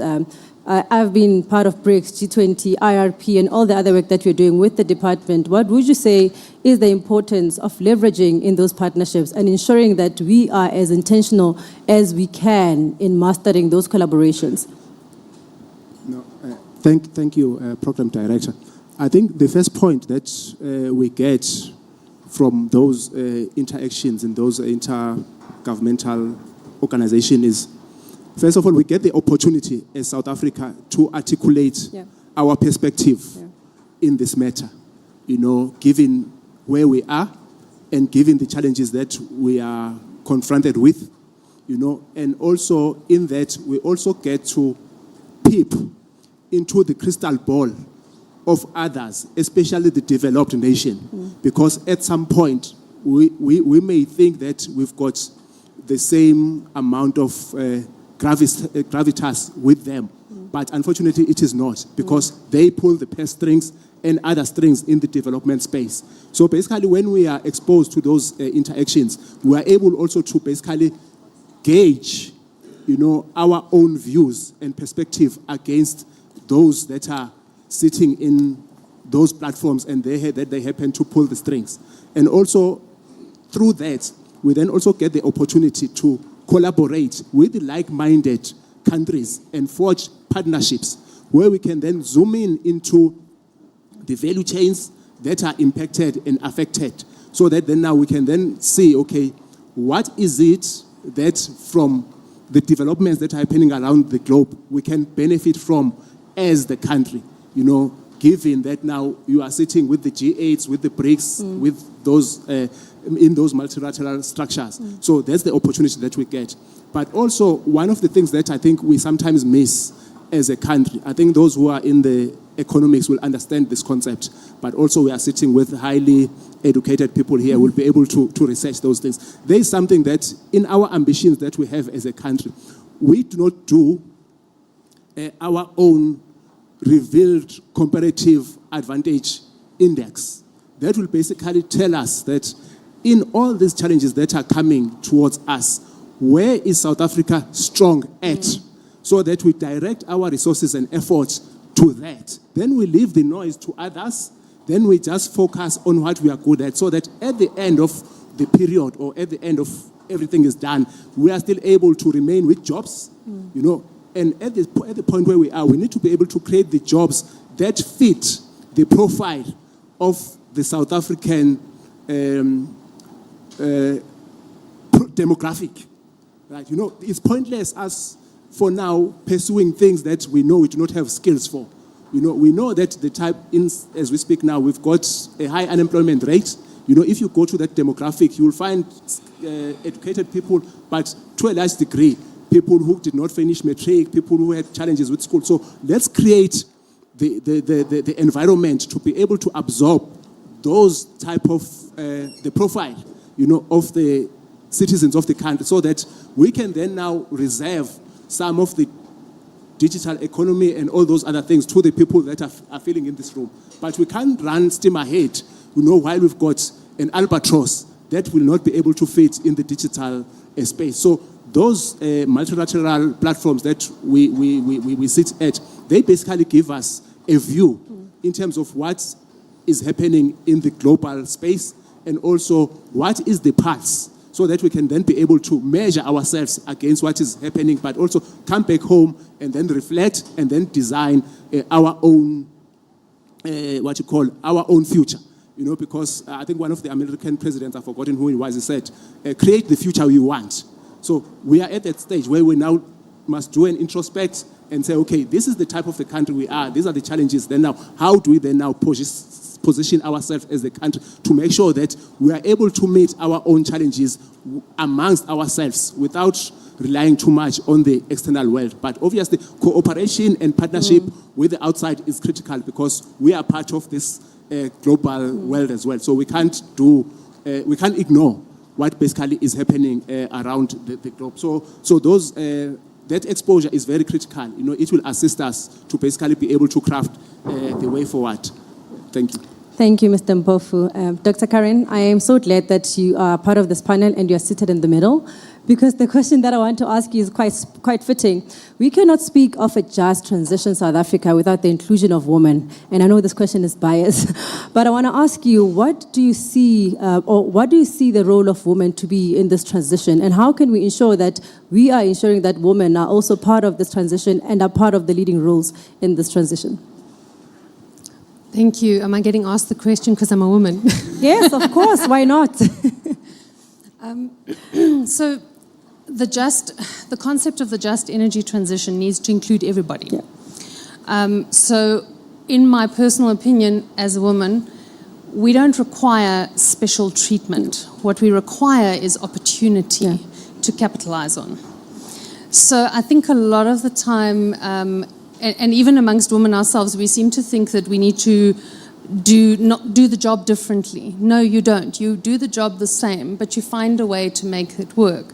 So what we don't want is women are coming into a space now that's been predominantly male-dominated. So we're playing a bit of catch-up.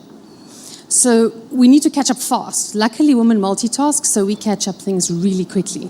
So essentially what we need to do now is we need mentors. So we need women who are already prominent in the field to be supporting the younger women that are coming up in that space. We definitely need the opportunities to be made available to us so that we are operating on an equal footing with men. And I please want to emphasize equal, not special. But we have to have the will and we have to be adaptable in the space. So just because you trained as an electrical engineer doesn't mean that you can't upskill yourself to also operate in the mechatronic space.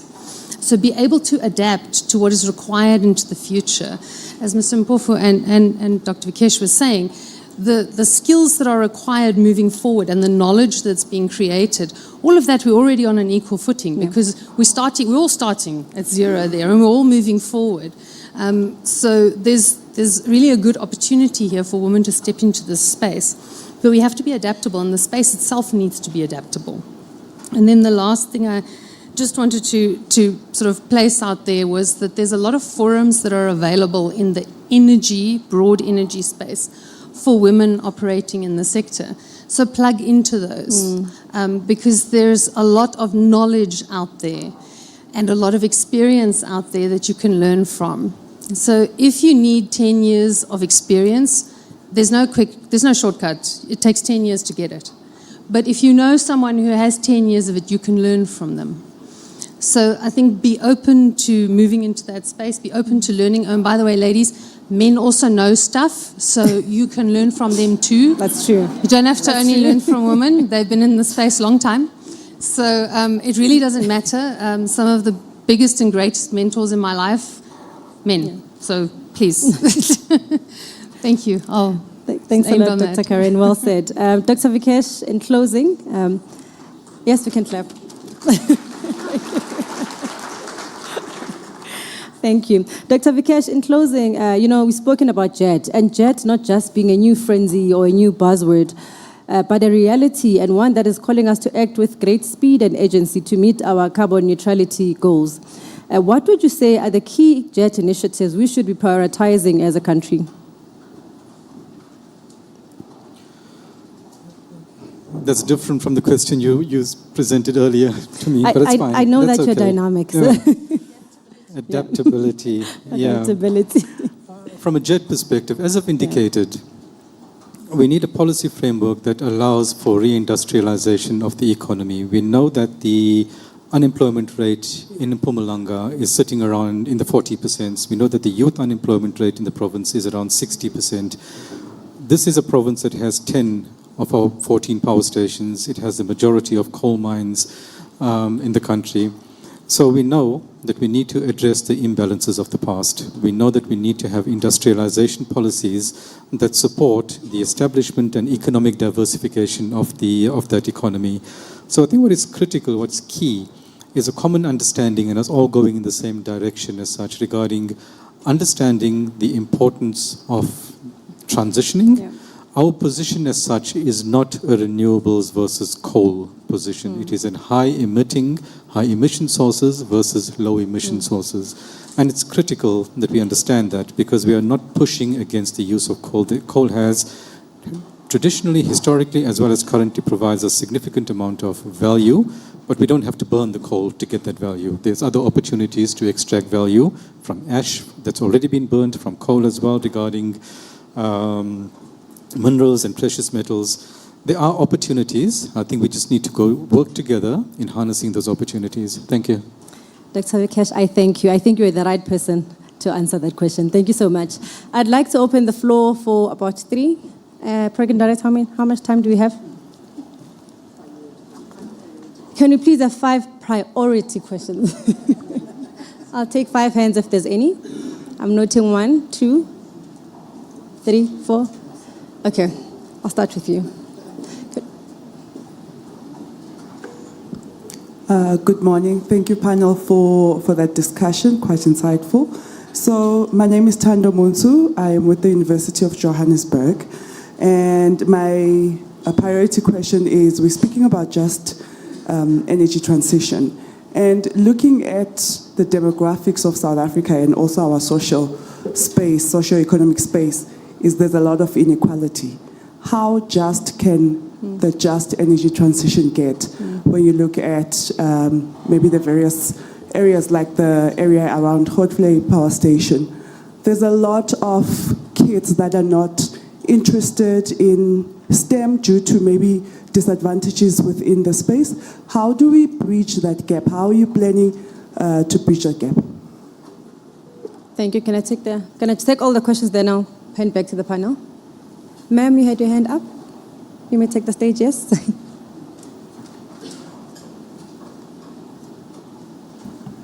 Yes, hi. Thank you. I'm Christina Trois. I'm the director of the Center for Renewable and Sustainable Energy Studies, long word, at Stellenbosch University. And we operate also the DSI Sanedi hub and spoke model for renewable energy. So my question is, in fact, to all 3, but particularly to Karen.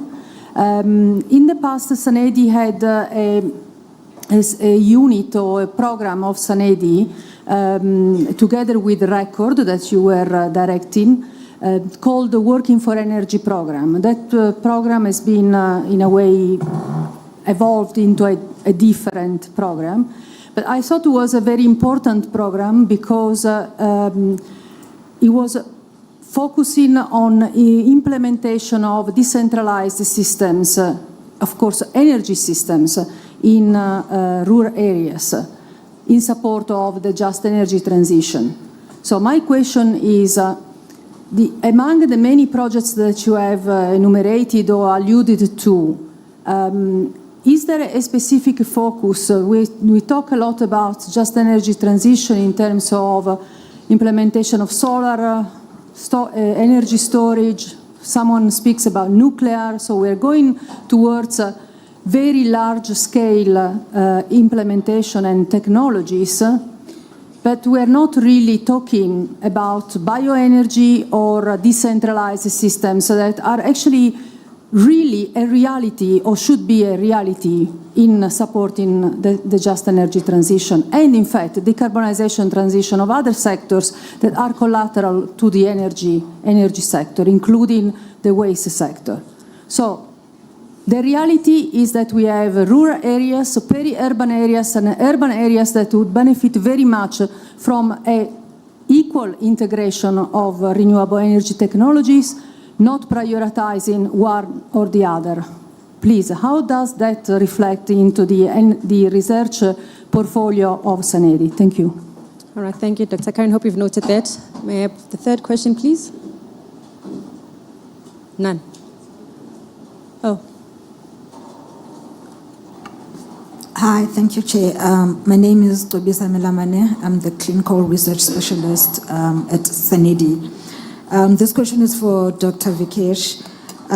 He mentioned that there were power stations that were supposed to be shutting down in the near future, but they've decided to keep them running. What I wanted to know, what have you planned around those stations in terms of prolonging their lifespan, in terms of modernization, refurbishment, and also because they are coal-powered power stations, what technologies are you looking into in terms of reducing the emissions and the impacts thereof? Thank you, Qurtuba. I had a last question there at the top. Yes, you may go. Thank you. My name is Tiamo, and I am from the South African Wind Energy Association. I think my question would be more for Dr. Karen. I want to find out, in terms of the research portfolio, does it allow for other faculties or fields that are outside of the more technical part of renewable energy? So is there opportunity for research around social development that is linked to JET, for example? Is there opportunities for these other fields that are less technical and these students that are perhaps don't know the technical parts of renewable energy? Thank you. Thank you. Last question, ma'am. You may go. Thank you so much. Kanyisila Masamola here again. My question is for Mr. Vikesh. I just want to ask, you've been advocating so much for the JET and that Eskom is really going for a just energy transition. I just want to ask about the HEX battery energy storage system that has been implemented. It's been operational since last year. I just want to know how has the implementation of this base been just for the community that has been implemented in? I think it's in Worcester. I just want to know how did you guys ensure that it is a balanced transition and the operational aspect of it as well as the implementation of this base? How has it been just? Thank you. Thank you so much.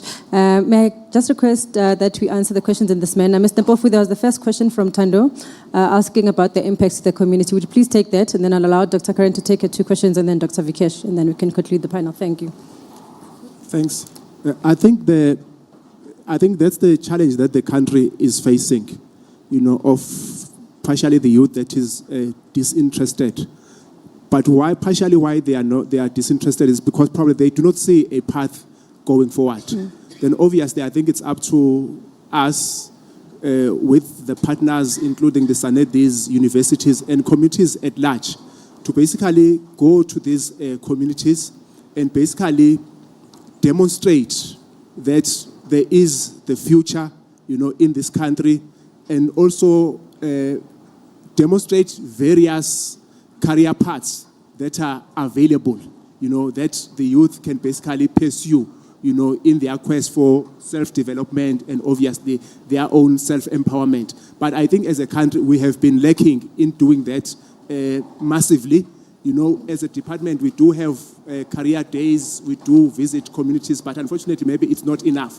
Hence, I'm advocating that probably we need to establish a countrywide partnership, where this thing, it's just happen,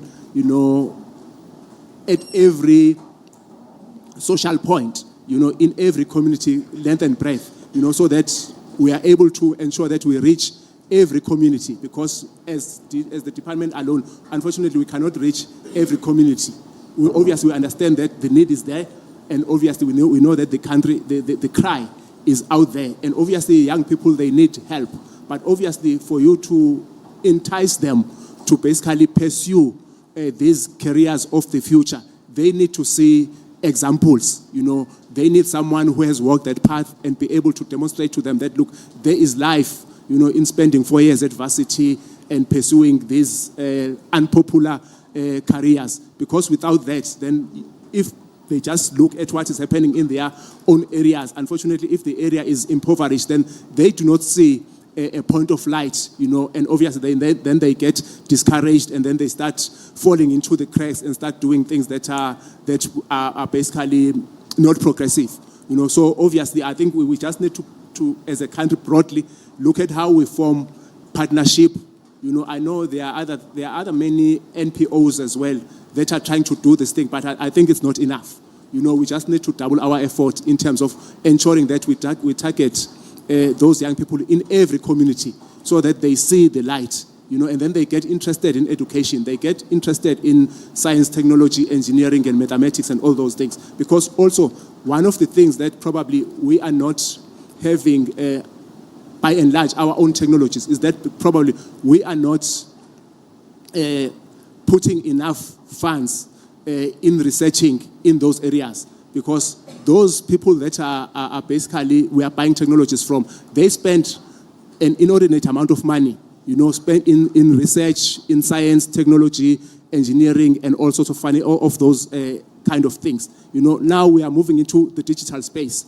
Everybody here probably is carrying a phone, but I can bet 80% of the phones that we are carrying are coming from the East, probably, or from America. So what does it say about our own ability to basically read the future and be able to focus on what the future needs? Obviously, without young people being involved in those things, then we get left behind. Obviously the future, basically, somebody said that the future is in our hands. It's in the hands of the young people that are sitting in this room and elsewhere. But obviously, we just need to provide the necessary support, so that the youth gets enticed to focus in the right direction. Thank you. Thank you, Mr. Mpofu. Dr. Karen, you have 2 minutes, 1 minute for each question. Okay, I'm going to talk fast. Please. So we'll start off with the Working for Energy question from Prof. Troyes. Thank you. So essentially, the Working for Energy program, if you distill down what it was supposed to be focused on, and that's energy access. So you spoke about decentralized, and then you spoke about bioenergy. So bioenergy would fit in as part of that decentralized solution. So ultimately, of course, the decentralized energy provision solutions are something that we have to consider in South Africa, and it's something that is under, once again, fit-for-purpose research, because it depending on where you put it in the country, it will have to adapt to what it needs to deliver in that space. If we look at the bioenergy space itself, I've just spent 2 days in a IEA Bioenergy Exco, which Prof. Troyes is my co-partner in. And one of the big focus areas, depending on which side of or which aspect of bioenergy you want to take, is on the large scale. So it's looking at things like fuel production, biodiesel, sustainable aviation fuels, all of that. in which case you are still burning a fuel which still has greenhouse gas emissions. So linked into all of that comes the aspect of how do we handle the greenhouse gas fallout from there. So there are a lot of things being thrown around, big focus on CCUS in that space, of course. Again, we're down to 1 minute. The one thing I wanted to mention, and maybe it ties into the other question, is that bioenergy and indeed all the aspects around the softer side of the technology implementation is very human-centric. So if you're going to implement bioenergy at a decentralized scale, or you're going to roll out a renewables or an alternate technology to what we're used to, you have to have social acceptance for a start, or you're dead in the water if you don't have that, because it won't take off.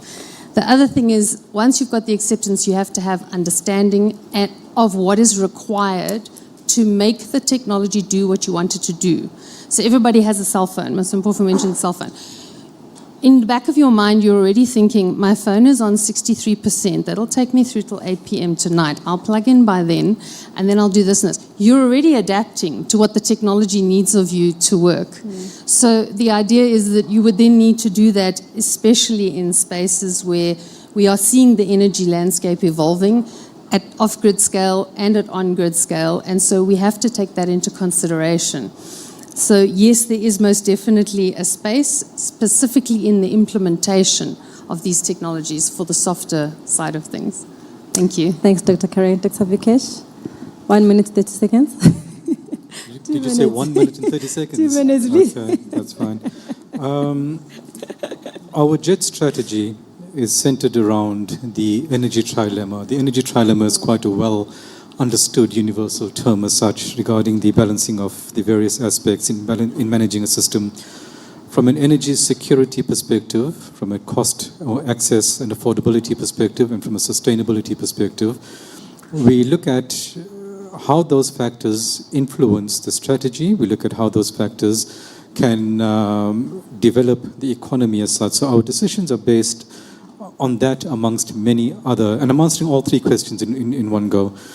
So regarding the question about life extension of our power stations and what are we doing, we have, or the average age of our power stations is in excess of 42 years.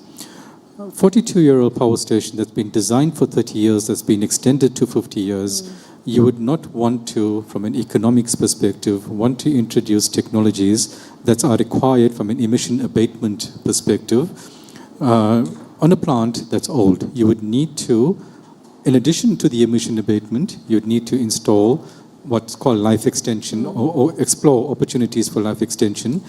So there are various components to a power station. You got the boiler plant, the turbine plant, each of those things has a defined life. So from an economics perspective, taking into consideration that our coal is high in sulfur, we need to install flue gas desulfurization technologies. That is extremely expensive, it is extremely water intensive as well, and we need to also understand that if you were to extend the life of these power stations, you need to have carbon capture and sequestration technologies. Given where the technology is, given the cost of the technology, given the age of our power stations, it does not make sense, especially when you have cleaner technologies that are available that can address the affordability cost of the technology, of the energy pathway as such. So it's a balancing act. It comes down to how do you manage the various aspects of this.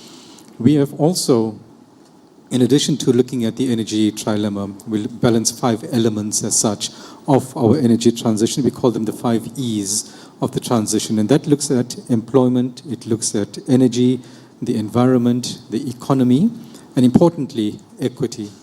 Equity speaks to not applying a one-size-fits-all solution to communities.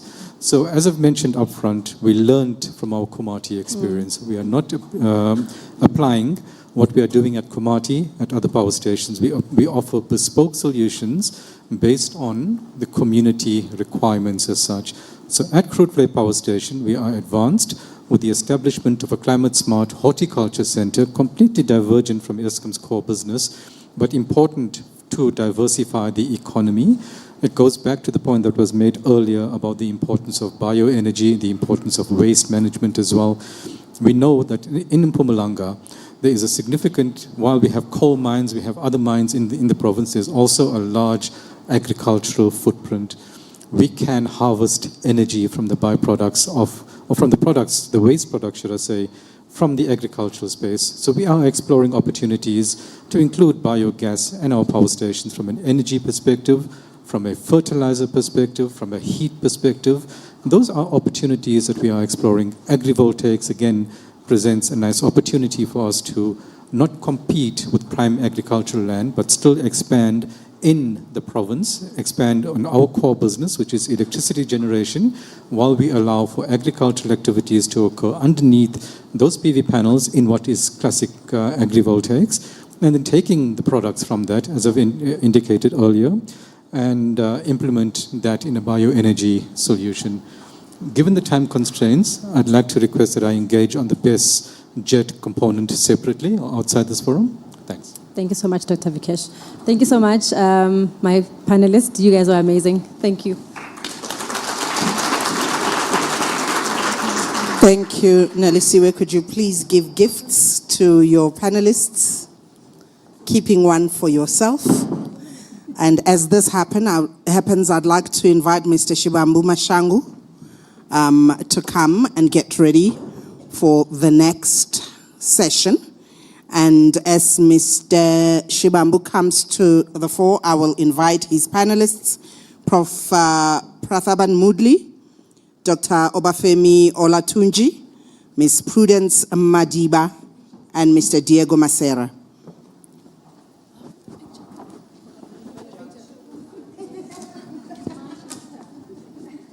Who's taking the picture? The picture's not here. Oh.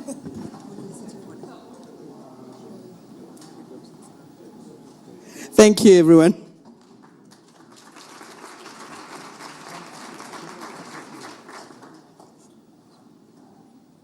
If I can welcome the new team.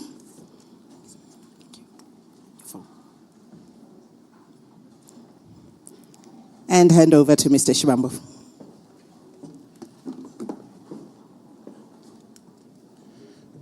Good Mr. afternoon. Shibambu, you.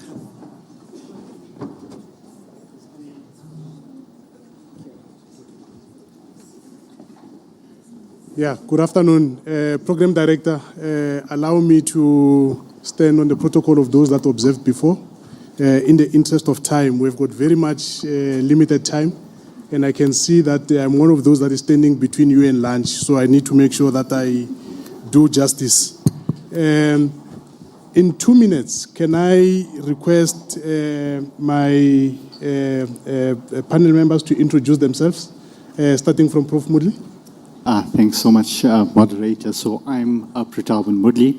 I'm a general manager at Sanedi. I look after a program called Applied Energy Research, Development and Innovation.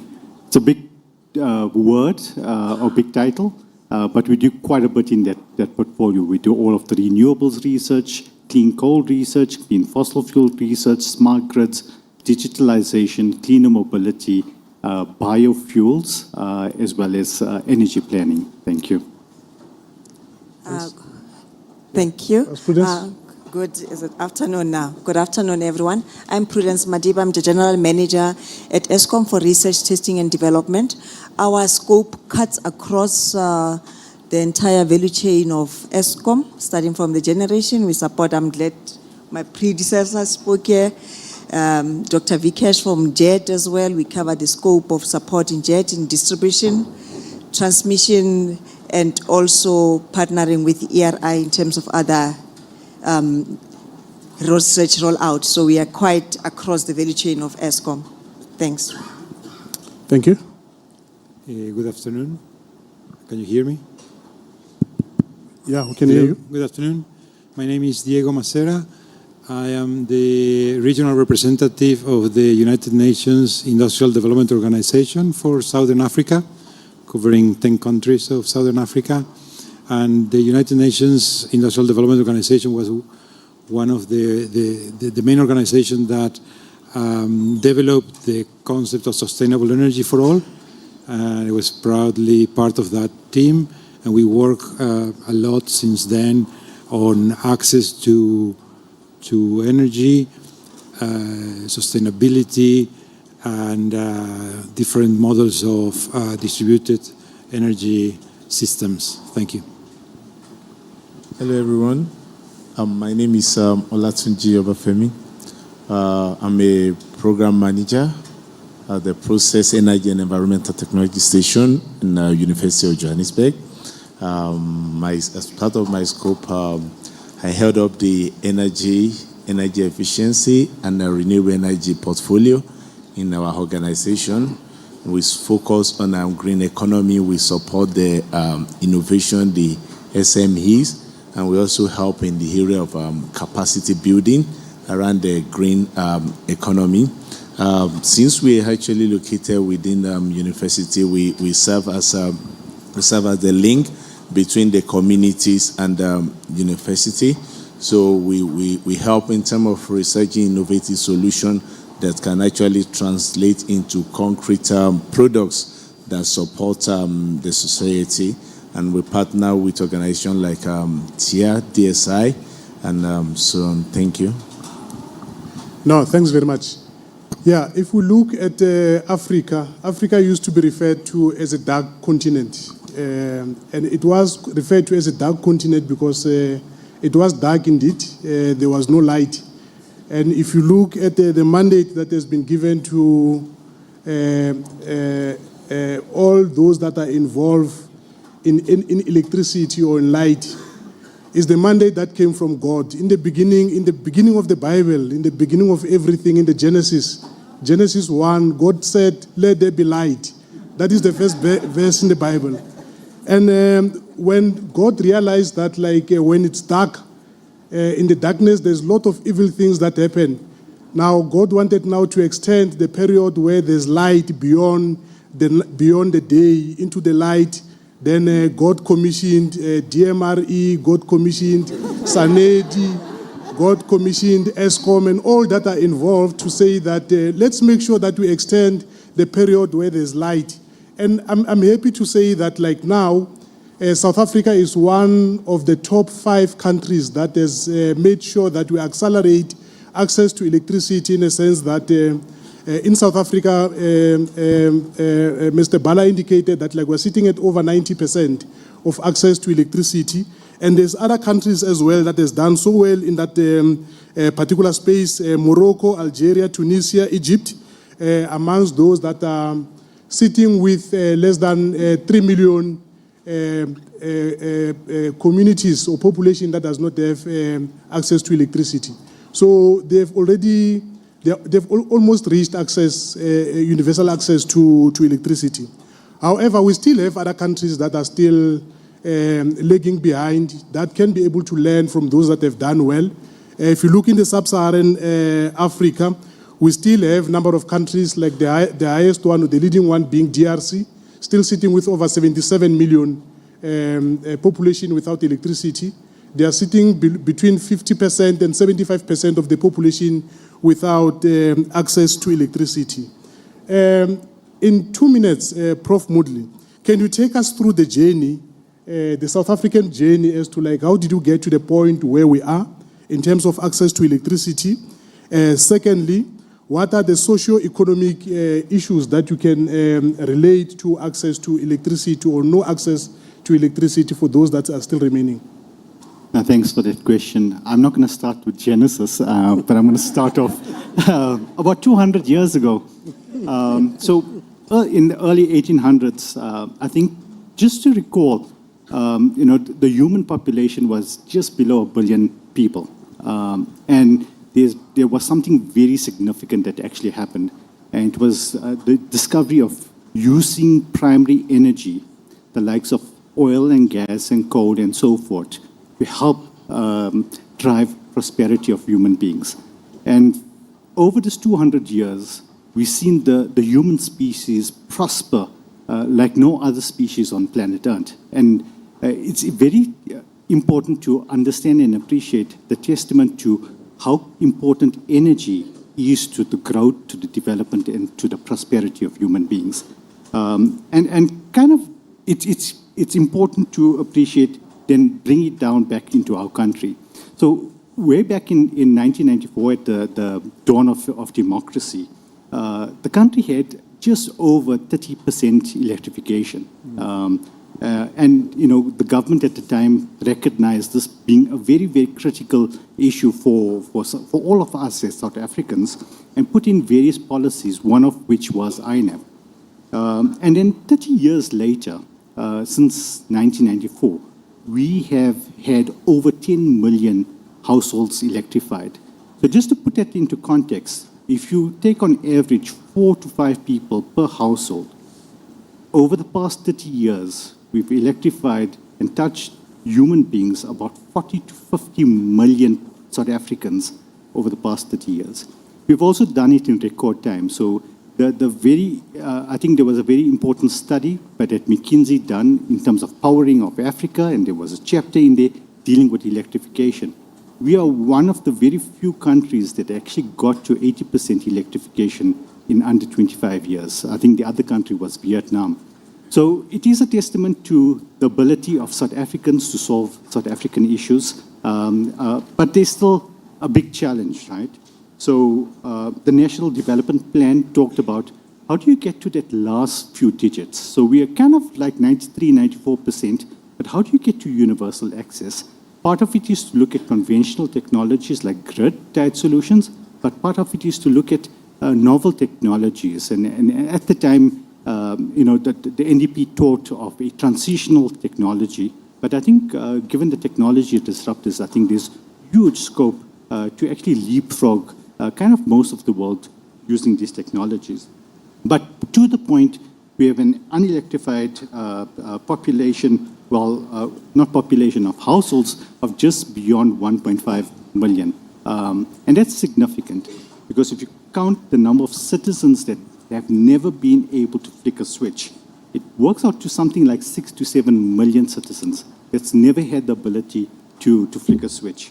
So we really have to be aggressive. We have to use the lessons learned that we've driven from the electrification program, the INAP program, and really cross the finish line. I think we need to speed up rather than slow down. But more to the point around the lived reality. So if you take a citizen that has never had the ability to flick a switch, and I talk about, previously I talked at this stage about flicking a switch, having the ability to have a light bulb, and that changes everything, I think. But more to another application. Think of just food. So if you were one of the citizens living in a remote community, you need to cook food on a daily basis to survive. If you don't have electricity, you don't have a fridge. If you don't have a fridge, it means that every single meal of yours, you need to go and harvest food, you need to come back, you need to cook it, you cannot store it. And just imagine the number of hours of production that you would lose. So bear in mind, there's lots and lots of huge potential in kind of our communities, especially our youth, that's never been electrified. And if we are burdening them without the use of electricity, we're killing that potential. And we need to appreciate that and why we need to be more aggressive around this electrification program. Thank you. No, thanks very much, Prof. Yeah, you can see Prof has got a lot of knowledge around this issue. I wish this technology was extended such that one can be able to have a USB that can be able to plug on Prof and download so that all of us can be enriched. He has got a lot to say, and the time is very much limited. As Prudence, as a GM responsible for research, it might take us some time to move or to close the gap on the last 5%. The last mile is always the difficult one to close. And I know we are in Africa, and Africa believe in an African way of living. You do have people, I come from Guyana. I've got family that stay in a place where, in mountainous areas where one cannot be able to build a network to go up there. And the reason why they don't want to move is because, like in that location where they're staying, there are ancestral graves that they cannot move away. Who's going to look after the graves? So, our students, what technological innovations can we bring along that can be able to address that problem of my relatives that cannot be able to move where network cannot access them, because they don't want to leave the graves behind. Thank you. I think from an Eskom perspective, that 5% that we're talking about is still for us to make sure that they are electrified. However, also we need to balance between the requirements on the TDP and when they will get to those villages. So a number of years ago, I think it's about 4 or 5 years ago, we partnered with our distribution division on developing an Eskom solution. I'm sure there are other solutions from our private sector, but I'll focus on the Eskom perspective, where we developed the first microgrid. And the beauty of this, it was that it was a local design by our R&D staff. The manufacturing and production thereof is done at our Komati site that you have been asking a lot of questions to Vikesh about. And the rollout is also done with our internal staff to Eskom, which means we're promoting localization. But in that microgrid, we are looking into the cost-effective solution that are off-grid solution. In some cases, like in the USA, they've got a complex, similar microgrid, but with dual functionality that is connected to the grid, but we are offering not connection to the grid. And we have launched this, I think it was in Swartkop, and that community where, although Eskom has been in existence for 100 years, they have never had electricity. Just the pride of seeing us doing that is one of the things that pushes us to also look into the alternative. However, what we have been looking at, and that since we have launched that microgrid, still as a cheaper solution we thought it is, there's still complaints around how do we make it cheaper? And we're evaluating now of looking into using wind and a combination of solar and removing the batteries from that and bringing different options depending on where we put those. So there are a number of options that we're looking at, but also driving to be cost efficient in terms of doing that. But in parallel to that, to reduce the cost, we are also looking at part of repurposing, that we can bring some components of the production being manufactured locally in South Africa, looking at how we can produce the cell and partner to get those done in our power stations, and also for the PV panels as well, how can we then produce them from our sites? So those are the other initiatives that we're trying to make sure that we make this cost effective. No, thanks very much, House Prudence. Now, Dr. Diego, having traveled the world as part of United Nations, I'm sure you can be able to share with us some of the insights of what we have seen in terms of, in the morning, Dr. Mate spoke about we need energy that is available, that is reliable, accessible, as well as affordable. Now, if you look at our current scenario in South Africa, what is your assessment in terms of these aspects, specifically on affordability as well as accessibility of electricity, and what are the lessons that we can be able to learn from other countries where you have traveled, where you have experience in terms of the universal access to electricity? Thank you. Thank you very much.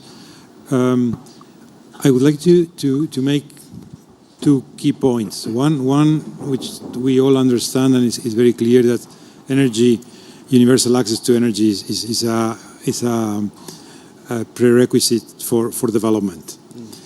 However, it's not just electricity for a bulb, which is already good for some light, but at UNIDO, the Industrial Development Organization, we think that we should have access to different tiers. So there are 5 tiers of energy consumption, and the first one is just lighting, but the 5th one is to have enough electricity for heavy industries, etc.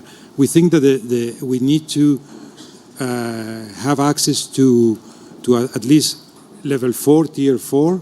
That means that communities will be able to transform their own resources and make some products out of that and be able to have some additional income. And that brings me to the second point, and is that energy, as Eskom knows, I'm sure, and most of the energy companies in the world know, is a good business. And so we need to think not as consumers, and to look at our communities and at ourselves as consumers of energy, but we need to start thinking as producers of energy.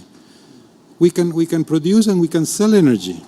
It doesn't have to be an expenditure, but can be an income. If I put solar panels in my house, I can sell it to the grid when I'm not using it. Why not? The only thing we need is a regulatory framework that promotes that. We need to have a system that incentivizes people not only being just consumers, but to start producing by allowing them to produce and distribute energy. In the communities, that's very, very easy to be done, particularly in areas of where agricultural industries exist.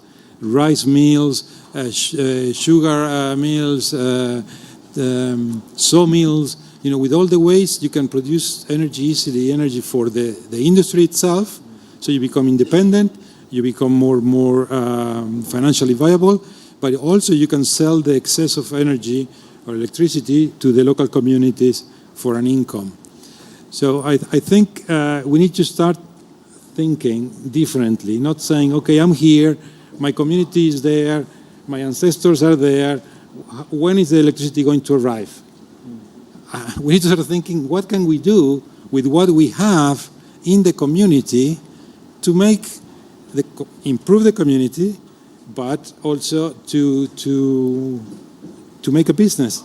And for that, of course, you need maybe loans, you need to have the legal framework to support that, but it's changing your frame of mind from being a dependent and saying, oh, crying for something, and being the actor of your development. And that's happening in many, many communities around the world, including in the developed world, where even big cities are becoming independent and are self-sufficient by using different technologies, not only solar or wind, but many other technologies that are available. And there are many technologies that are not financially viable because they are not the priority for developed countries, but there are technologies where developing countries need them. But of course, there is not enough research, there is not enough investment on those because it's not interesting from the rich markets, So we need to try, Sanedi in particular, these organizations, to look into those technologies that are more appropriate for the South African context. Thank you. No, thanks very much. I wish we had more time to engage on this subject. It's something that is very close to my heart, but we do have a very serious time constraint. But maybe let's now move to Dr. Obafemi. As an academic, as an academic, maybe then you can share with us to say that we are where we are now. I always say that South Africa, we became victims of our own success, in a sense that when universal access to electricity was declared by our first democratic president to say everyone will have access to electricity, then we heeded to the call and we accelerated the electrification program. Unfortunately, we accelerated with connecting the customers at a rate that was far much faster compared to the rate that we could be able to create more generation capacity. And as a result, we ended up in a load shedding situation, which is undesirable, and we don't want to go back there. Now, Doctor, tell us what is it that we can be able to do as a country to ensure that we are energy efficient, so that with the little that we have, we can still be able to connect those that does not have access to the energy. Thank you so much for that question. So I noted when the colleagues were actually speaking, looking at the issue of universal energy access from different lens view, right? And I was going to separate the attainment of energy access into two, one of which has been addressed, and the second one is the one that you're actually speaking to, because we must all agree that it is not only the responsibility of government to ensure this energy access we're talking about, right? We're talking about the load shedding, but we must reappraise and evaluate how efficient have we been using the energy resource that we have so far, right? So we cannot underplay the importance of energy efficient practices if we're talking about universal energy access, right? What we often don't know as citizens there is that my consumption at the corner of my residence or my house have a cumulative effect on the national grid. So if I do not cultivate efficient usage of this resource, sometimes because I can afford to pay it, doesn't mean that it's sufficient reason why I should use it whichever way I want. Because it has effect not even only on the cost, it has the effect on the environment, right? Because there is network, there is transmission infrastructure that are being impacted. So one of the things I'm going to highlight in the area of ensuring universal energy access is for us to cultivate energy efficient practices. And I must note the role of Sanedi Sova in this aspect. Recently there was rollout of the energy efficient label for appliances, right, which actually guide the consumers on what kind of appliances to buy for their various domestic use. So how does this actually help? If we can free the capacity from some other activity, it means that such available capacity can be diverted and be used in another operation or in another location, right? And that reduces the pressure on the grid, and it's actually reduce the likelihood of breaking down of this infrastructure. And again, I must note too that to ensure this universal energy asset that we're talking about, we cannot play down the role of capacity building, right? We actually need to come to a place as a country whereby we can build the capacity of our people. One of the things that we do in UJP is in the area of capacity building, and it's so interesting to note the colleague that is with us here. Some few months ago, not quite long, we actually roll out a capacity building program in about 7 places around Limpopo provinces, and we actually partner with some TVET colleges, whereby this program was rolled out. We train the trainers, those are the lecturers, so that they can be able to transfer this skill to different learners. So in doing so, we're trying to saturate the market with this requisite skill, so that somebody from a remote place can be able to help in building a panel and some of this other technology within those space. And as such, we can see that we are able to accelerate the access to energy. Thank you. No, thanks very much. I can see there's a lot of interest and a lot of information that we can be able to share, but in the interest of time, can I take at most 5 priority questions that we do have from the audience? And it must be limited to 1 per individual. Let me see with a show of hands if we do have any questions. I'll start this side on my left. Okay, this part.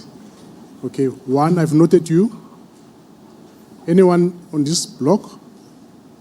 Okay, there's only 1 person. Then let's move to the middle block. Any question from this block? It looks like my panelist, like in a short space of time, has really articulated this matter very well. People are covered. Okay, this one on my left. Any questions? Okay, I've noted you, 2. Okay, let's move to the last one. Any question from that side? Okay, it looks like we only have 2. Let me start with you. Please introduce yourself, where you come from, then ask your question. Thank you so much. Kanyisi Lamasemola. I'm from Wits University. So my question is directed to Ms. Prudence. I hope that's her name. So the first question they asked was based on the socioeconomic status of our lived reality. And we know that South Africa has one of the largest inequalities, or it's one of the most unequal states. And there's a great disparity between the well-off and the poor. You just mentioned Swartkoop as an example that even though Eskom has been around for 100 years, they've never had electricity. So my question is, what is Eskom's plan to bridge this gap in terms of energy access, security, and affordability nationwide? what are the practical implications we can expect to ensure that there is light in the whole of South Africa, despite our socioeconomic differences, and also considering jet and carbon neutrality? Yeah, thank you. Okay, thank you. Then the second question, this block. All right, thank you very much. My name is Tapelo Mufokeng from DSI. My question is related to Ms. Prudence Madiba. You mentioned that one of the challenges of microgrid is the cost. So, and you guys, according to your evaluation, you are thinking of moving away from batteries to solar and wind power as energy generating sources. So my question is, since those renewable energy technologies they are intermittent in nature, how are you gonna make sure that you guys meet the supply and demand in terms of supplying the energy? Okay. As Prudence, it looks like you are the most favorite. Is it because you're the only woman in the panel? Yeah, I think it's an Eskom thing. Okay. So we appreciate the attendance. So like I've said, our role is to produce electricity. And we have to, as much as the cost has been going up, we're still being challenged to produce it in the most efficient ways. So when we talk about solutions like the microgrids, we're not talking about the key customers and provision in terms of the cost and the traditional way of producing electricity. Hence, in that case, we're offering off-grid solutions, and depending on the community, the type, even the cost structures have not been factored into those. So that is part of the social responsibility and how we roll out those. But however, in our plans, as we are rolling out also smart meters and data becoming the second biggest energy requirement will be from the data source. We are also looking into giving a number of energy solutions from the off-grid, even if it may, and I'm touching on that one to say, we're expanding our microgrids to give different potential. So in some cases, it might not be relevant for a certain community. Therefore, that's where the cost analysis comes in, and the usage as well for those communities. So we're looking into, for the initial one that we have, it's very low cost communities, usage very low, and it hasn't been an issue in terms of intermittency for them and all those requirements, because we're looking at a society very far next to where even it was hard to even reach those. So you'll find their usage requirements very low. But why we're looking into expanding our micro grid options is because, let's say, for example, as we grow data centers growing up in the rates that they are in the US, we'll have to look into what other options do we then put for backup of those to relieve the load from our main system. So those then will build it up with options of different renewable technologies being put together, customized for who we're providing those for. So if I'm talking which tier, depending on which tier we're providing, then we will design it for that particular class. But when we talk the lowest cost and what, then we look into very low usage where we're not looking for major or any cost recoveries in those. So we'll develop different methods. No, thanks very much. Let me take this opportunity then and give my panel members at least a minute to give closing remarks. Anything maybe that has not been asked that they feel very strongly that it needs to be said in 60 seconds. And I'll be very strict, 60 seconds per person. I saw on TV this other time someone snatching a mic from someone. I'm not going to mention names, but I'm not going to do that if you do it under 60 seconds. Prof. Moodley, let me start with you. No, excellent. I think just to emphasize the point is that, there are solutions that both Eskom and municipalities have to roll out. Some of them are going to be grid-tied, some of them are going to be microgrids, and some of them are just going to be self-generation technologies. We have to look at these engineering solutions from their own perspective. We also need to recognize that the demands for energy starts exponentially increasing once you give access to energy. Some of these need solutions like rooftop PV with storage and so forth, even energy efficiency and demand side management, you don't have to design over a 50-year period. And that's what really you have to do from a grid perspective. With these other technologies, they are modular, they are scalable, and you start small and then you grow them. And hopefully that brings a lot of technology leapfrogging so that you can roll out these solutions to get universal access. Bear in mind that as much as South Africa is 94% electrified, to take South Africa out of SADC, SADC is about 30% electrified. So these solutions provide a good opportunity for the rest of the region and the rest of Africa to leapfrog. Thank you. Thank you. Thank you. I think maybe what I can add is that it is our responsibility to ensure that everyone has got access to electricity, but also at the low cost as possible. Still covering our cost, but at a low cost as possible. From an Eskom perspective, we will continue to power the nation and finding possible ways and researching into ways that we can power our nation. Thanks. Okay. Thank you. Well, as part of the SANEDI conference, is a parallel component with it, where a project developed by and implemented by UNIDO together with the National Cleaner Production Center of South Africa and TIA, and funded by Flanders, is being presented next door, and there is an exhibition space where the entrepreneurs that are showing concrete examples of things that can be done in South Africa. So I invite you to go and visit there, from waste to energy to production of avocado oil using bioenergy, biochar, etc. So this project focuses on energy efficiency and adaptation to climate change for industries. So please go and visit them because they can give you some ideas. Thank you.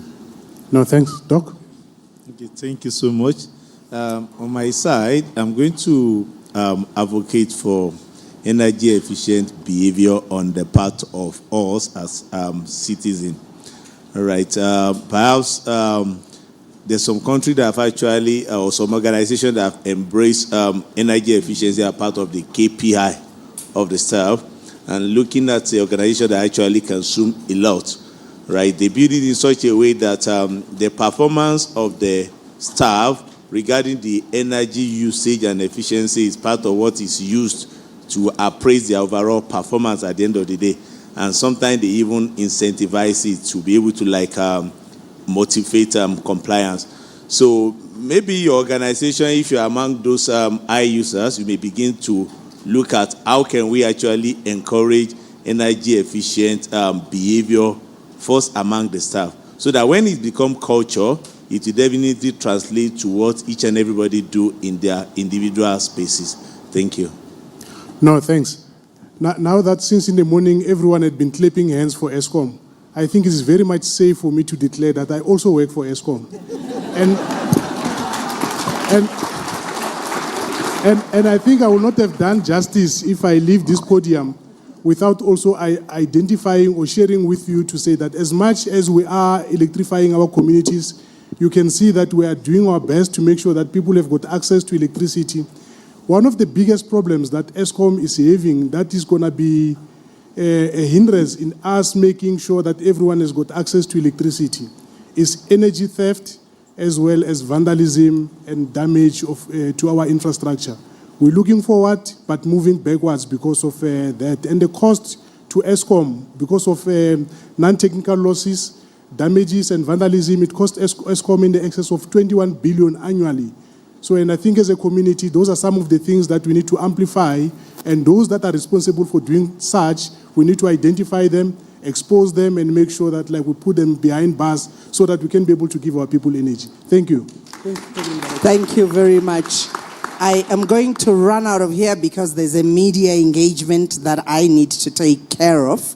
But while we do that, please give gifts to your panelists. When we return, panel 1 is going to be in this for their breakaways. Panel 1 is in this venue. Panel 2 is at Congela. Congela. I'm from Limpopo, Ntaku Congela. Congela. And then it's downstairs. And again, downstairs, you will do panel 3 in Kutala. Thank you very much. I'll see you later back here for the networking session.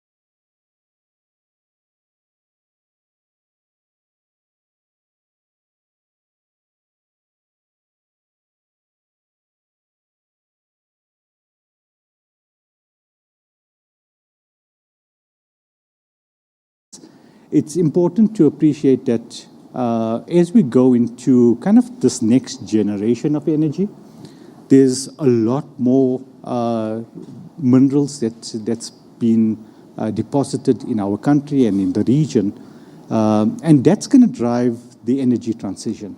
And I think if we are not mindful as a country to use these minerals, the platinums for the hydrogen economy, the vanadiums for the storage technology, the lithium that's across the border in Zimbabwe, or the cobalt in DRC, we are not going to be making any significant dent. And I think important to our justness is to be mindful around that, to be mindful about creating industry, because part of it is creating jobs, but training up people doesn't create jobs. And we see in our country, as much as there's huge skills gaps, there's huge skills, pockets of skills that are very highly trained, but there's no industry to absorb them through. So part of this is just really to talk about, how do we envisage this justness of our transition?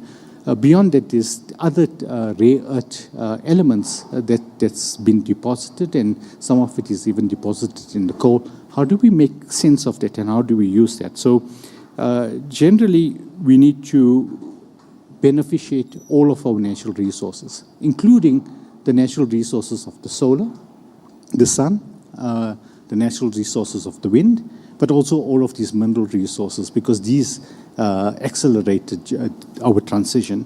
We do have a very interesting and diverse session this afternoon.